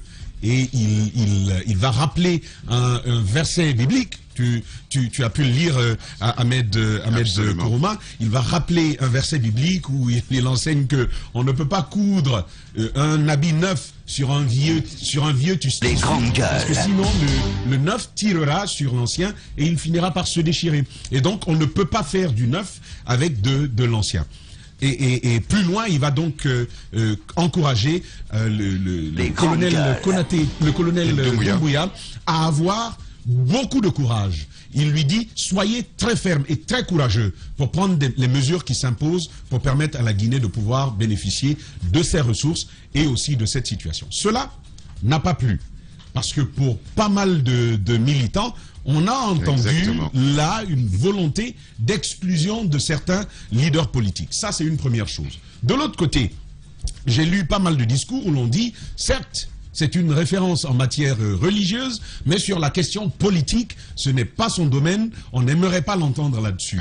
Ce qui m'a quand même étonné, on va le savoir pourquoi. Je veux commencer par dire que Robert Sarah est un Guinéen, et à ce titre, lui, comme nous, avons tous le même droit, un droit égal, et d'ailleurs, en raison de la qualité qu'il incarne, il en a même un peu plus de trancher, de donner son avis sur certaines questions importantes. Donc, la question guinéenne l'interpelle par-dessus tout, parce que qui qu'il soit, c'est un fils de Bokeh, et donc de ce point de vue-là, il est né à Bokeh. Waouh, effectivement. Ça m'étonne pas. Hein. Robert Sarah est né justement. Les grandes gueules. Et donc, voilà. Bah oui. Vas-y, Tamba. Voilà. Donc c'est une première chose. Ouais. La deuxième chose, je veux quand même le rappeler. Robert Sarah est un religieux qui ne s'est jamais compromis. Il ne s'est jamais compromis. Je veux rappeler trois faits de l'histoire. Le premier, Robert Sarah a osé dire des choses contre les violations des droits humains au camarade Ahmed Sékou Touré. Robert Sarah, à cause de ses prises de position contre Sékou Touré, ce que plusieurs n'osaient pas à l'époque, tout en restant au pays, bien entendu, Robert Sarah s'est retrouvé sur la liste de ceux qui devaient mourir en prison, à cause de ses positions. Donc Sékou Touré, il l'a fait. Robert Sarah face à Lansana Conté, vous vous rappelez, le 16 novembre 2001, quand il doit quitter la Guinée pour Rome, où il devait prendre de nouvelles fonctions, il va s'adresser, mais d'une manière assez directe, au général Lansana Conté avant de partir. J'ai relevé quelques bouts de ce discours que je veux rapidement rendre ici pour qu'on se souvienne que c'est quelqu'un qui n'a quand même pas changé. Qui qu'il soit en face, il a dit ce qu'il avait à dire. Robert Sarah disait, entre autres, parce qu'il s'agit d'une anaphore d'au moins 5. Le terme « je suis inquiet », l'expression « je suis inquiet » va revenir 5 fois face au général Lansana Conté. Il dit plus loin, aujourd'hui les masses médias, la démagogie, les méthodes de conditionnement mental et tous les procédés sont utilisés pour abuser l'opinion publique, conditionner les gouvernants, manipuler les esprits, donnant ainsi l'impression d'un viol collectif des consciences et d'une grave confiscation des libertés et de la pensée. Et il poursuit plus loin, je suis inquiet pour le sort des petits, des humbles et des pauvres, des couches laborieuses de la Guinée profonde, livrées à la manipulation politique et qui ne sont objet d'intérêt et d'attention des hommes politiques qu'à l'occasion des joutes électorales. Bref, l'histoire n'a pas cessé de se répéter en Guinée. Convenons que d'une élection à une autre, leur sort n'aura jamais changé, leurs conditions de vie n'auront connu aucune amélioration substantielle. Et il va terminer, entre autres, parce qu'il y a beaucoup de choses à dire. Il dit encore une fois, c'était vraiment le paragraphe de la fin, encore une fois, peuple de Guinée, mon peuple bien-aimé, il m'est arrivé de te blesser, de t'offenser, de t'avoir humilié ou choqué. Pardonne-moi. Excuse-moi, je suis ton enfant. J'ai parlé sans regarder ton visage. J'ai parlé uniquement en regardant Dieu et en écoutant sa voix et les exigences de la vérité. Alors, au nom de Dieu, pardonne-moi. Ce que Robert Sarah disait au général Lansana Conté. Robert Sarah a parlé à Konaté. Le général Konaté qui a quitté la transition. Robert Sarah lui a adressé une lettre de directive quant à ce qu'il fallait faire pour construire une nouvelle Guinée. Robert Sarah s'est même exprimé face à son ami Alpha Condé. Et il disait, vous vous rappelez de cette sortie qu'il avait faite? Robert Sarah a dit, j'ai honte chaque fois que je suis en Guinée, face à l'insalubrité qu'il avait. Quand il dit cela, moi je veux revenir maintenant sur une chose, et ça va être la dernière. Ce n'est pas qu'un religieux, ce Robert Sarah, parce qu'il faut quand même le savoir. C'est un grand théologien, mais c'est aussi un grand philosophe. Donc la question politique, il la maîtrise éminemment. La plupart des prêtres que vous voyez sont des gens qui ont fait de la philosophie à un certain niveau, sans parler de quelqu'un comme Robert Sarah.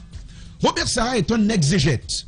Un exégète suppose de maîtriser plusieurs langues. C'est un polyglotte. Les langues les plus inspirantes de l'histoire de l'humanité, comme le latin, il les connaît. Le français, j'ai pas besoin de le dire. L'anglais, le grec et l'hébreu sont des langues justement exactement, et l'italien sont des langues qu'il maîtrise. Sans parler de cette grande culture qui fait de lui quelqu'un d'une référence. Et puis quand on dit Vatican, ce n'est pas que l'aspect religieux qu'il faut voir.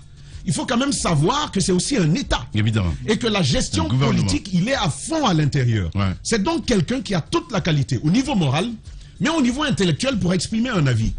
Mais on a vu des gens oser se lever pour insulter quelqu'un de ce genre, quelqu'un de cet acabit. Je veux, en terminant, dire, apprenons à respecter les symboles. Bien. Robert Sarah est un symbole, apprenons à le respecter, c'est bien pour nous, parce que quand les politiques ne pourront pas nous unir, ce sont ces symboles qui nous uniront. Le symbole comme le drapeau, le symbole comme notre hymne, le symbole comme notre territoire, et je vais terminer, le symbole comme des fils que nous avons. Robert Sarah n'est pas le seul, mais ces fils-là, il faut les respecter. Voilà, c'était une mise donc des GG. Les GG, les grandes gueules, Radio Espace Guinée. Notre démocratie, la démocratie guinéenne, qualifie de basse intensité le fait que ces hommes, quand ils sont dans l'opposition, font d'abord semblant d'en avoir pris conscience, puis font l'inverse de ce qu'ils avaient promis une fois arrivés au pouvoir. Restons vigilants, car le pouvoir, c'est vous, le peuple. Le matin également sur Espace TV, voilà, merci à vous qui nous rejoignez sur notre antenne. Le temps pour notre invité de s'installer dans ce studio. Mon cher Moussa, on revient évidemment avec la fermeture de frontières. Tu l'as plusieurs fois évoqué ici en ce qui concerne évidemment ce domaine. Les commerçants souffraient. Dans un instant, on va écouter notre invité qui va s'installer évidemment, qui est Chérif Abdallah. Quoique les frontières étaient fermées, il y avait quand même, je vais dire, un détour. Les gens passaient, mon cher Moussa. Tu l'as plusieurs fois évoqué dans cette émission. Oui, des chemins parallèles, un trafic parallèle qui s'est créé marche donc de fermeture. On va laisser passer M. Goa. Bien, tu as lancé la Moussa. Voilà, donc ces chemins parallèles se sont installés, mais qui profitaient qu'aux administrateurs territoriaux à l'intérieur du pays, et puis à quelques agents également qui avaient, en complicité avec ces administrateurs, érigé des barrages ça et là pour rançonner ceux qui voulaient passer avec leurs marchandises. Les chemins détournés aussi servaient à écouler certaines marchandises et qui échappaient à la vigilance donc de nos agents des frontières et qui posaient donc un énorme problème d'insécurité pour le pays. Donc j'estime que c'est bien que le CNRD ait pu revoir tout cela en mettant bien entendu en place une stratégie qui ne va pas consister qu'à ouvrir les frontières, mais à les rouvrir tout en les contrôlant de façon à ce que ce ne soit pas aussi un laisser-aller total à l'intérieur. Donc M. Goa, je sais qu'il a fait plusieurs déplacements depuis son exil doré du côté de Dakar. Il s'est déplacé jusqu'à la frontière pour aller voir les commerçants, les camionneurs notamment, pour leur exprimer toute sa compassion au regard de toutes les pertes qu'ils ont subies, parce que Dieu seul sait que des gens ont perdu non seulement leur boulot, ils ont perdu leurs marchandises, ils ont perdu les prêts qu'ils avaient contractés au niveau de certaines banques de la place. Voilà, donc j'estime qu'aujourd'hui, c'est l'un des plus heureux, même s'il y a autour de lui beaucoup de questions qui se posent sur ses capacités et sa représentativité, parce que ça se pose, c'est un débat pour ces valeurs pour lesquelles il dit augmenter le prix, diminuer le prix pour accompagner tel. Quelle force il a réellement pour le dire? Monsieur Goa, bonjour. Bonjour, Chérif Abdallah, bienvenue. Madame Hiro, notre invité dans ce studio. Bonjour, Lamine Girassi Haïdra et Moussa Moïse Chérif Haïdra. Mon nom, c'est Chérif Mohamed Abdallah Haïdra, c'est pas Monsieur Goa. Goa, c'est l'organisation. Et c'est nous qui avons créé le Goa, c'est pas le Goa qui nous a créé. Je comprends. Monsieur Haïdara, moi c'est important. Quand on m'appelle Chérif Haïdara, je suis très fier parce que je connais un peu l'histoire. Merci, mais je vais commencer, merci, mon frère. Je vais commencer par cette petite pique qui a été faite à votre endroit avant que vous ne quittiez rapidement le pays, mais de façon extraordinaire. Parce que je me suis étonné comment vous avez pu quitter le pays. Non, mais comment il a pu quitter le pays? Expliquez-nous comment vous avez pu quitter le pays alors que on estime que tout avait été mis en place pour vous attraper. Premièrement. Deuxièmement, vous avez entendu, et nous aussi nous avons entendu, qu'en réalité, en fouillant, M. Abdallah Chérif n'est pas guinéen. Et il serait de la Mauritanie. Je le dis pour que vous ayez l'occasion de nous expliquer réellement comment vous avez accueilli cette accusation, parce que quand vous appartenez à une nation, un pays, de par votre histoire, de par vos parents, et qu'on estime un jour que parce que vous parlez trop, que vous n'êtes pas originaire de ce pays, comment vous avez accueilli ça? Grandes gueules. Vous savez, je vais commencer d'abord par vous remercier. Je suis très heureux d'être parmi vous aujourd'hui.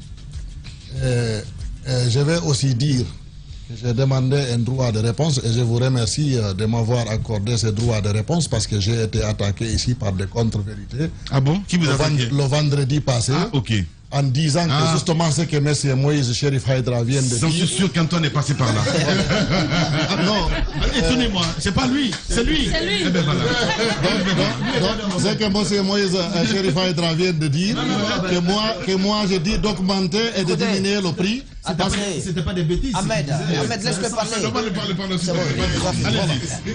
Donc je vais finir. Oui. En disant ce que Moïse Chérif Haïdra vient de dire, que moi je dis d'augmenter ou de diminuer le prix. Je dis que ça c'est des contre-vérités. Tout simplement, en langage simple, je dis que c'est faux. C'est faux parce que moi déjà je suis musulman pratiquant. Tous ceux qui sont assis autour de cette table me connaissent parfaitement bien, en commençant par M. Antoine Kourouma, qui était à Gangad déjà très mèche. Aujourd'hui, machallah, ça va. La mayonnaise est donc, passée par là. La mayonnaise, justement. Donc, j'ai dit, ça c'est quelque chose qui n'est pas vrai. Parce que je vais vous dire quelque chose. Moi, s'il y a quelqu'un qui est soucié réellement de ce qui se passe dans ce pays, c'est Chérif Abdallah. Je n'aime pas l'injustice. Je n'aime pas l'arbitraire.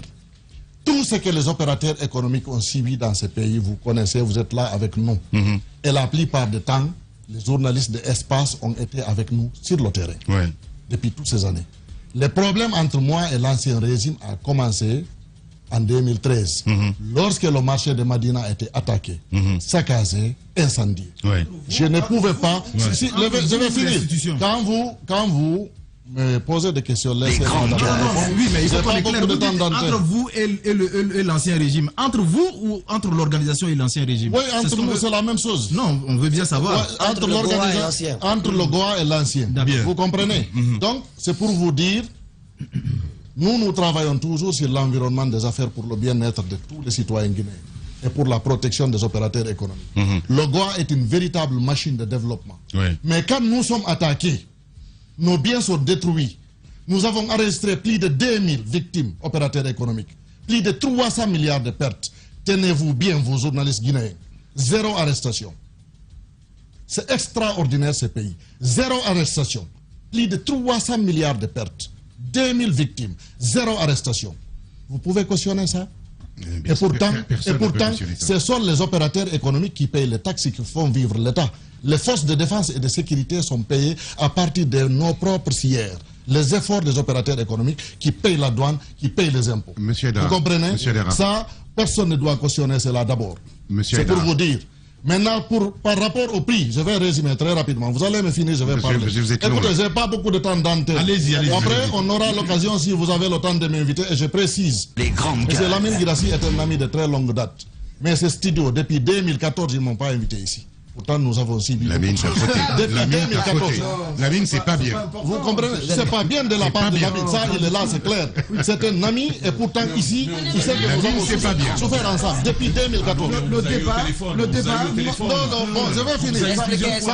Allez, on va s'écouter. Le débat, M. Chérif Abdallah, nous comprenons que les commerçants ont été victimes. Tout ce que vous dites, on a été témoins de cela. Il n'a pas fini. C'est pas que les GG. Justement. Ils passent dans nos éditions d'information. À la télé aussi. Moi, je vous remercie pour ça. Moi, tu vas pas remercier pour ça. Comme un crocodile, il est là. C'est le crocodile là que je voulais qu'il m'invite. Parce que grande gueule, c'est lui le patron.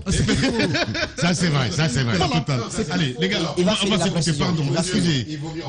S'il te plaît, Ahmed. Juste un truc. C'est vrai, vous avez raison. En français, il vaut mieux avoir à faire à Dieu plutôt qu'à ses saints. Je suis d'accord avec vous. J'ai, moi, une question à vous poser. Puisque vous venez de dire quelque chose de très important. Vous dites que c'est grâce aux opérateurs économiques que l'État vit, que les agents de sécurité sont payés. D'accord. Moi, j'ai un reproche à vous faire, c'est que je trouve que c'est aussi de la faute des opérateurs économiques de ce pays si l'informel, ce qu'on appelle l'économie informelle, se développe.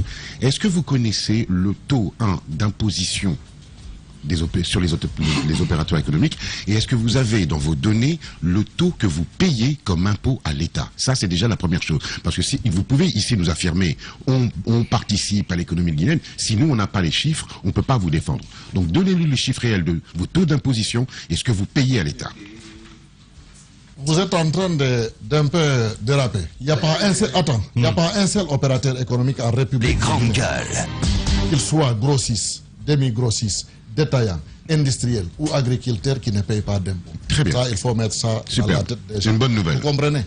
Ça, c'est depuis toujours et c'est comme ça, ça existe comme ça. Allez-y dans tous les marchés de la République, vous demandez. Moi, j'ai une réponse à poser par rapport à M. Moïse Haïdra. Non. Je ne réponds pas, je ne vais pas superposer les questions. Il m'a dit que nous augmentons et nous diminuons les prix selon les grés ou le visage de quelqu'un, ou peut-être les gens pensent que c'est de la politique ou la politique politicienne. Vous comprenez? Ça n'a jamais existé chez Chérif Abdallah, ça n'a jamais existé au Goa. D'accord. Jamais. Vous comprenez? Je vais vous dire quelque chose. J'ai demandé à l'ensemble des opérateurs économiques, j'ai dit malgré les difficultés, malgré les pillages, les incendies, malgré les augmentations fantaisistes au niveau de la douane, des conteneurs qu'on paye à 70 millions, 80 millions, aujourd'hui c'est entre 300, 400 ou 500 millions de francs guinéens. Vous comprenez? Et malgré tout ça, malgré tout ce que nous avons subi, puisqu'il y a un changement, tout le monde est content, en commençant par moi, le président d'Igoa. Je suis super content. D'abord, pour vous dire que je suis content, je n'ai pas attendu comme les autres en République de Guinée, avoir la direction du vent pour soutenir les militaires. Vous comprenez? Oui. Je pense que M. Tamba m'a suivi sur 2STV au Sénégal. Et j'ai fait le même jour une vidéo. J'ai demandé au peuple de Guinée et à l'ensemble des opérateurs économiques de soutenir l'armée. D'accord. Bien, répondez à la question. Allez-y, madame. Ça, c'est vraiment clair. Et en demandant même de faire des sacrifices. Merci. Les commerçants perdent de l'argent actuellement. Nous perdons tout. Allez-y, madame. Monsieur Chérif Abdallah. Chérif Abdallah, s'il vous plaît. Allez-y, madame. Permettez qu'on pose des questions. On vous a suivi il y a quelques mois, quand il y a eu augmentation de certains prix, notamment le carburant et tout. Vous avez fait une dénonciation que des taxes étaient élevées. On a lu, moi j'ai lu par exemple un article autour de ça.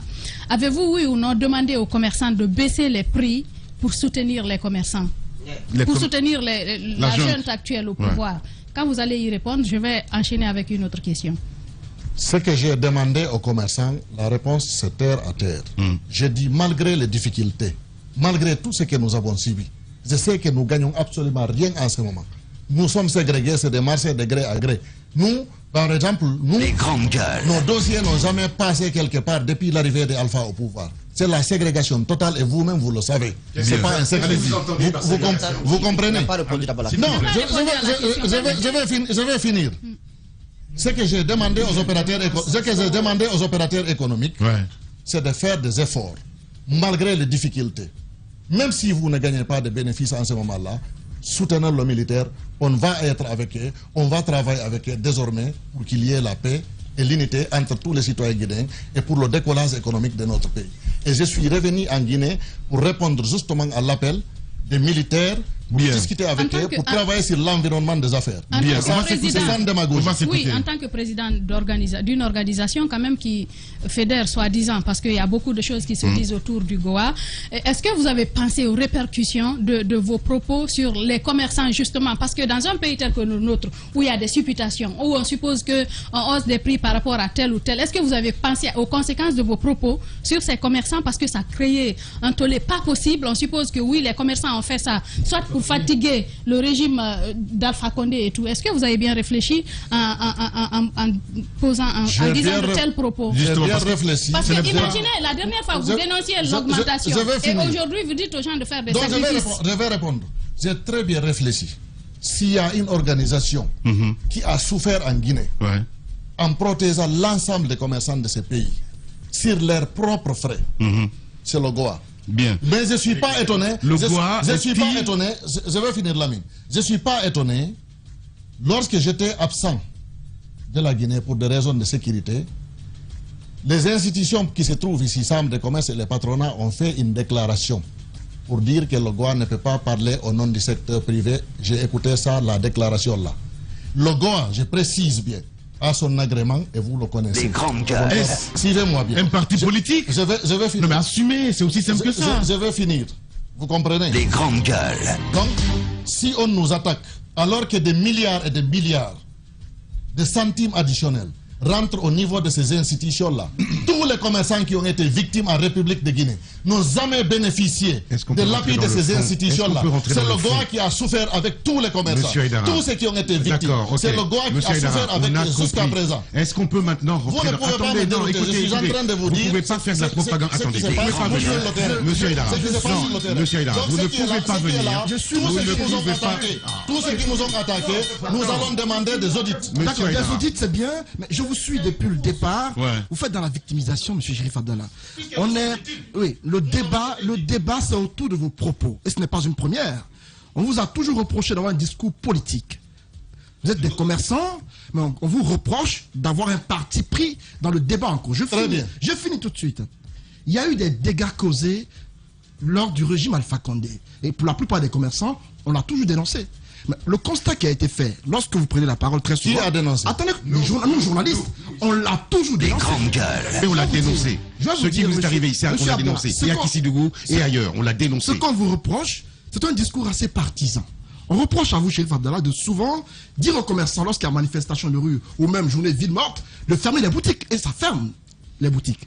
Alors qu'on s'est dit que les commerçants sont censés être impartiaux, ils sont censés... Donc tu es d'accord maintenant qu'il a une force de mobilisation? Non, personne ne le nie. On l'a dit tantôt. On a dit que Chérif Abdallah, très souvent il est suivi par les commerçants. Donc en parlant, il faut qu'il fasse attention aux propos qui sont... Monsieur Aïdara. Parce que pour une question de sécurité, les gens, vous savez que quand ça manifeste... Non, quand ça manifeste, il y a des casses. Pour une question de sécurité, je ferme si je suis commerçant. Bien. Antoine, pose la question, s'il te plaît. J'ai posé la question. La question, c'est à ce niveau-là.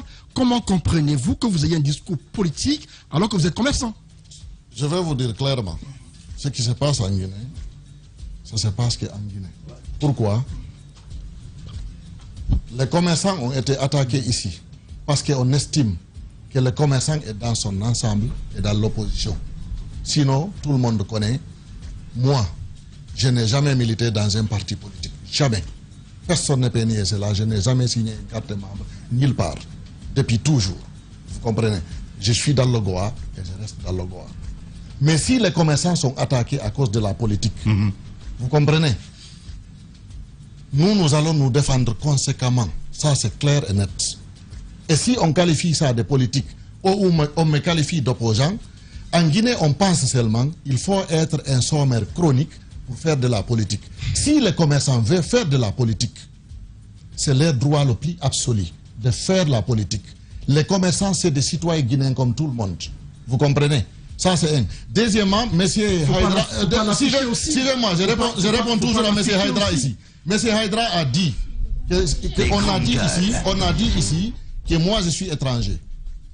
Il n'y a pas un seul citoyen guinéen qui est plus citoyen guinéen que moi. Je suis de Kansato, Daka, Labé. Mon papa est enterré à la grande mosquée de l'Abbé. Il s'appelle Shérif Mohamed Abdallah. J'ai une adresse. Je suis shérif et ça ne me gêne pas. Je suis descendant du prophète, je suis Ahlul Bayt. Je suis de la famille du prophète sallallahu alayhi wa sallam. Vous comprenez? Si je m'appelle Haïdra Shérif, on pense que je suis étranger dans ce pays.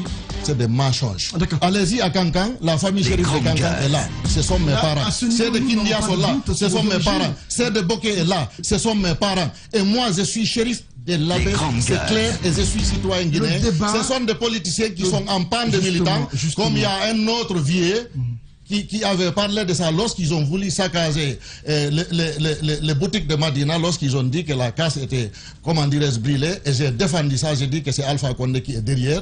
Ils ont facé, ça les a déstabilisés, ils ne pouvaient pas s'attaquer aux commerçants, donc il m'a attaqué en me traitant d'étranger, comme tout, on attaque les peuples pour dire qu'ils sont éthiopiens, qu'ils sont somaliens, mais on s'en fout, nous sommes des citoyens guinéens. Maintenant je suis en Guinée. Quelqu'un n'a qu'à ouvrir la bouche pour dire que je suis étranger. Je vais faire rentrer quelque chose qui est très fort. Vous venez de dire quelque chose qui est terrible pour moi. Vous venez de dire quelque chose. Allez, Haïdara qui veut faire rentrer quelque chose. Allez, s'il vous plaît, les gars. On va contrôler l'antenne. Sinon, je suis obligé de rendre l'antenne si le débat n'est pas. Allez-y, mon cher Tamba. Allez-y. C'est très chaud dans la bouche. Allez, s'il vous plaît. S'il vous plaît, monsieur. Allez-y. Bon, enfin, vous n'allez pas le faire parce que vous-même, vous traitiez le président d'étranger, le président Alpha Condé. Non, moi je ne l'ai jamais traité d'étranger. Mais les rumeurs persistent. Je vous ai suivi. Je vais vous dire. Je vous ai suivi. Ce que j'ai dit auparavant, c'est clair. J'ai dit l'ancien président de la République de Guinée, Ahmed Sékou Touré, a été traité de bambara malien, voire de négro mauritanien. Ça ne lui a pas empêché de diriger la Guinée pendant 26 ans. Lansana Conté a dirigé la Guinée pendant 24 ans. On l'a traité de Bissagé. Alpha Condé qui était là, on dit qu'il est burkinabé, mais ça ne lui a pas empêché de gouverner la Guinée. Moi qui s'appelle Shérif Abdallah Haïdra, c'est pas moi qui va échapper à chaque fois. Voilà, donc je vois vraiment qu'il est venu préparer contre Antoine, hein, ça se voit. Il n'y a rien à faire de ce côté-là, assumez-vous. Allez-y, Ahmed Kamara. Allez-y, Ahmed. Non, franchement, mais écoute, moi j'écoute le débat, mais je suis juste choqué. J'entends des trucs, franchement, qu'on n'a pas besoin d'entendre. On parle de commerçants. On parle de moi, je m'en fous que l'autre il soit éthiopien, qu'il soit. Je m'en fous. Je m'en fous. On a vu en... Personne ne l'affirme. Non, écoutez, non. Oui, je sais, mais... Voilà. C'est une question de Moussa Moïse pour recadrer les choses. Je pense que c'était légitime d'y aller. Revenons au débat sur les prix. Logiquement, voilà, quand tu fais un achat, monsieur Abdallah, quand tu fais un achat, tu viens avec ta marchandise, il y a des prix jusqu'au prix de revient. On sait à quel prix tout ça peut aller et puis finalement, tu fixes un prix de vente sur lequel il y a le prix d'achat, les transports, toutes les charges, et le bénéfice et l'intérêt. Logiquement, quand vous demandez à des commerçants, faites baisser le prix, comme ça, comme s'il suffisait de claquer du doigt, est-ce que vous ne comprenez pas que ça fait induire l'idée selon laquelle on faisait monter les prix de manière arbitraire en Guinée? Vous savez, je vais vous répondre. Les promoteurs du troisième mandat m'ont attaqué par rapport à ça parce qu'ils sont fâchés. Mais je le dis tout simplement, c'est pas moi qui allais. Moi je ne vous attaque pas, je vous pose la question. C'est pas moi qui allais à Sékou Touré prendre Alpha Condé. Parce qu'on n'ose pas s'attaquer aux militaires, on s'attaque à Shérif Abdallah. Et je dis et je réitère, nous, opérateurs économiques, et je demande à tout le monde de soutenir les militaires. Est-ce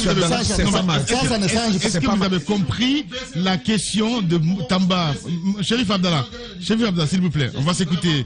Les gens nous écoutent, on nous regarde à la télévision, c'est très important. Allez-y, mon cher Tamba. Monsieur Abdallah, je vais la répéter parce qu'elle n'est pas répondue. Premièrement, je ne suis pas promoteur du troisième mandat, c'est connu de tous. Deuxièmement, je ne vous attaque pas, je vous pose une question. Il y a le prix de vente d'une marchandise sur lequel il y a des charges, il y a du bénéfice qui est fait. Mais quand vous, président du GOA, qui êtes écouté, qui êtes entendu, lorsque vous dites aux commerçants, faites baisser les prix, comme par un claquement de doigts, est-ce que vous ne comprenez pas que dans l'opinion, on se dise, ah, si on peut faire baisser les prix, parce que Shérif Abdallah l'a dit, c'est que certainement, on a pu les faire monter pour durcir la vie à M. Alpha Condé. C'est très simple. Votre question est très bonne. Voilà ce que j'ai dit. Les gens ont pris une petite phrase dans ce que j'ai dit. Ce que j'ai dit, ça s'est passé même à la télévision. J'ai dit, malgré les difficultés que nous avons, malgré tout ce que nous avons subi, malgré l'augmentation des carburants, je sais, nous avons trop souffert. Mais même si c'est notre bénéfice qu'on va faire des sacrifices, enlevons carrément notre bénéfice. Je vous dis, à l'heure actuelle, les commerçants ne gagnent absolument rien. Moi, j'étais à l'étranger, j'ai fait 2 ans. 2 ans pour des raisons de sécurité, j'étais en exil. Et toutes mes activités sont bloquées. Bien, vous comprenez? Donc, c'est ce que j'ai dit.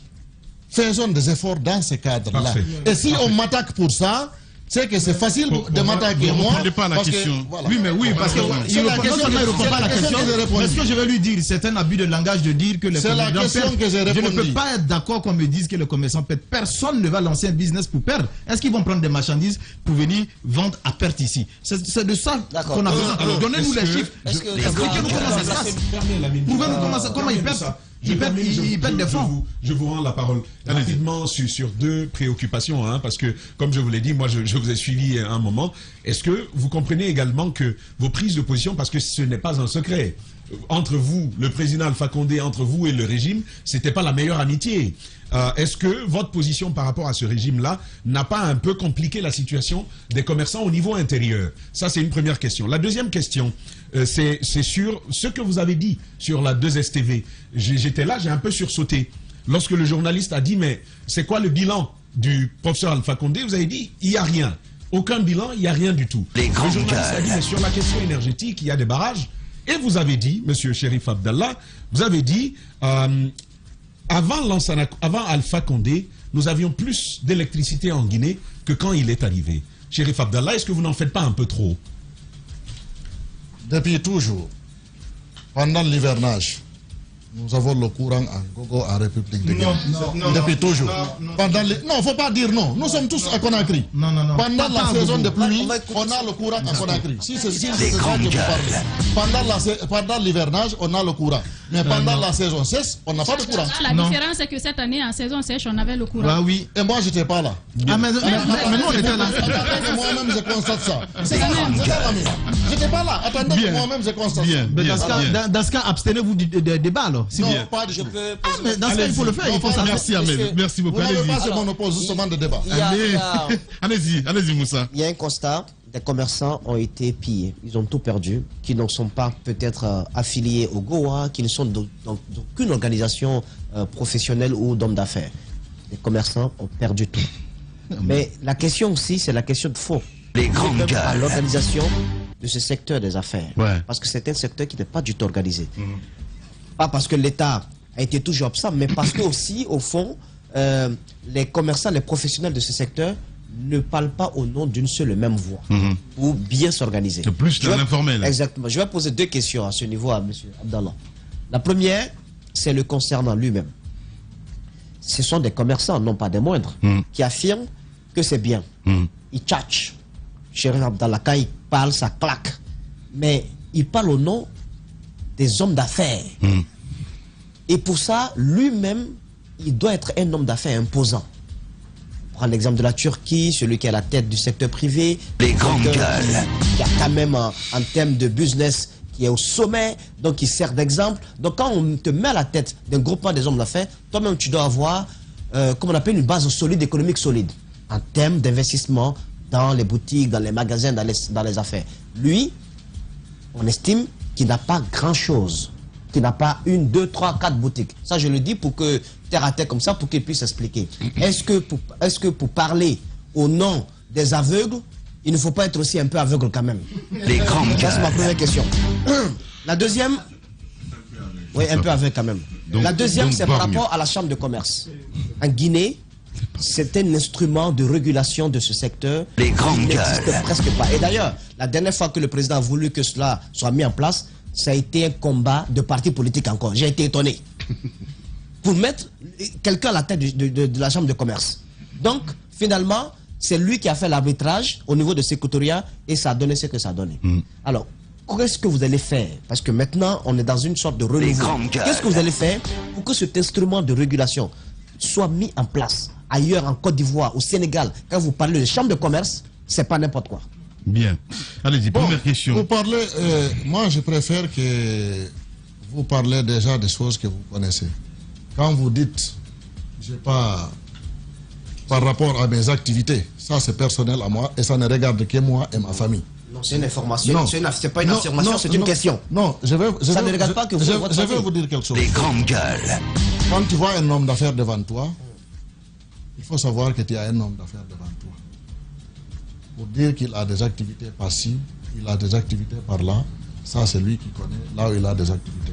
Vous comprenez? C'est pas un secret, c'est pas intime ça. C'est pas une intimité. Je ne suis pas en face de vous pour me vanter par rapport à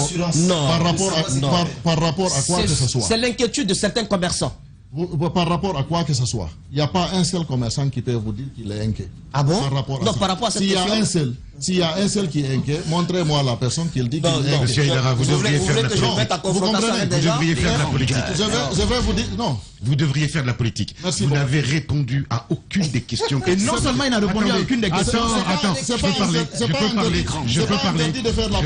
Non, c'est un compliment, je fais. C'est un compliment. Je vous fais un super compliment. Vous auriez dû faire de la politique. C'est pas interdit. Vous avez, attendez. Les hommes politiques comme vous ont l'art de ne jamais répondre. Moi, je ne suis pas un homme politique. Alors, je vous donne un conseil. Faites de la politique, quittez le côté commerçant parce que vous ne répondez à aucune des questions qu'on vous pose. On vous a posé des questions. Vous cheminez et puis vous nous embrouillez. C'est très bien, bravo, félicitations. On voudrait juste, nous on voulait aujourd'hui vous connaître, savoir qui vous êtes, ce que vous faites, et parce que vous, effectivement, vous êtes des opérateurs économiques, et l'économie c'est important pour un pays. Malheureusement, vous avez fait de la langue de bois, vous n'avez pas répondu aux questions, et c'est vraiment dommage. Je finis. Non, laissez-moi, on vous l'a laissé parler. Laissez-moi finir. Laissez-moi parler, s'il vous plaît, parce qu'on vous a laissé parler. C'est dommage, parce que nous avons des auditeurs, nous avons des gens qui veulent entreprendre dans ce pays, et vous auriez dû, malheureusement, servir d'exemple aujourd'hui pour qu'on apprenne à vous connaître. Non, c'est dommage. Non, je suis d'accord. Oui, mais je suis d'accord. Moussa, on a pris. Ce que je vais rajouter, c'est qu'on ne peut pas inviter une personnalité du monde commercial comme lui, et que du début jusqu'à la fin, même un chiffre, il ne serait-ce qu'un petit chiffre. Non, Moussa, arrête. Même un chiffre. C'est dommage. Bien. Ne laissez même pas répondre à des questions. Quand on me pose des questions, vous ne me laissez même pas répondre. Chacun parle de son côté. Allez, on a qui minutes, les gars. Vous parlez de la Chambre de commerce. La Chambre de commerce de Guinée, je vous précise, depuis 1996, moi, Chérif Abdallah, je suis membre de cette Chambre. Vous comprenez? Donc ça c'est un.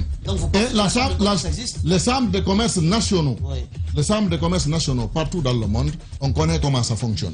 Moi je suis membre de la chambre de commerce internationale et je les représente en Guinée. Je suis le représentant du système de certification internationale, SIC, pour toute l'Afrique. Ouais. Vous comprenez? Monsieur donc c'est pour vous dire, écoutez, il ne s'agit pas de mettre une table quelque part ou une boutique de bonbons quelque part pour dire que vous êtes homme d'affaires. Vous pouvez nous donner, vous comprenez? Est-ce que vous pouvez Pardon. Que moi je vous ai posé. Quel est le taux d'imposition dont vous êtes, que l'État que vous payez, et quels sont le chiffre des impôts que par exemple vos membres, non, pas vous, vos membres payent. Le document avec moi. La prochaine invitation, je viendrai avec, on va décortiquer. Alors, je ne retiens pas les chiffres en tête ici, parce que je ne veux pas rentrer dans des erreurs. Bien. Mais j'ai le document avec moi. Avez-vous rencontré les autorités actuelles? Absolument. Quelles sont les attentes justement des commerçants qui seraient avec vous? Les attentes des commerçants par rapport à ces nouvelles autorités, déjà nous avons suggéré à ce qu'il y ait la sécurité des personnes et des biens sur l'ensemble du territoire. Bien. Tous les problèmes que nous avons subis en Guinée, tout ce que vous avez entendu, c'est par rapport à la sécurité. Merci. S'il y a la sécurité et il y a la facilité d'accès entre nous et eux, je pense que le reste, on peut faire ensemble. Allez, pour le décollage économique de notre pays. Voilà. Il y a ce commerçant qui écoute l'émission, et non pas des moindres, c'est un grand commerçant, je ne vous donne pas son nom. Il dit, dites à M. Abdallah que ses propos continuent d'avoir des répercussions négatives sur ces petits commerçants détaillants. Les prix ne se décrètent pas. Ils obéissent à un certain nombre de facteurs, douanes et autres taxes. Personne ne peut revendre à perte. De quel sacrifice il s'agit? Il évite certaines choses. Comme tu ne dis pas son nom, ça peut être peut-être un journaliste ou bien. Merci beaucoup mon cher ami d'être passé ce matin chez les GG sur Radio Espace. Merci à Mohamed Diaby, Doua Diaby qui a réalisé l'émission, à Kabine Kondé, Mamoudou Kondé, toute l'équipe à la régie. À venir, Wassaba Sport, Selcom Guinée. Quel match? Le dossier est prêt. On le cuisine. À venir, la Nonagui. Quel match? Le dossier est prêt, on le cuisine. On parlera aussi de la CENI. J'ai même oublié, parce que l'élection est passée un peu longtemps. Commission. La Commission électorale nationale indépendante. Il faut qu'on paye les dettes dans ce pays. C'est important. On en parle dans la semaine. C'est pas possible. Oh Dieu. Allez, c'est comme ça, vous aimez les grandes gueules. Merci à vous tous à l'international. Demain, on se retrouve pour nos aventures. Grand merci à toute l'équipe en région, ici à Conakry et à l'international. Merci à Sola Média. Mesdames et messieurs, dans un instant sur Radio Espace, vous avez radio avec la playlist et sur Espace TV, l'équipe de Jacques Lewaleno pour vous servir avec le journal, le 19h45 avec l'ami Seben, Aïssa Toussani. Prenez soin de vous. À demain.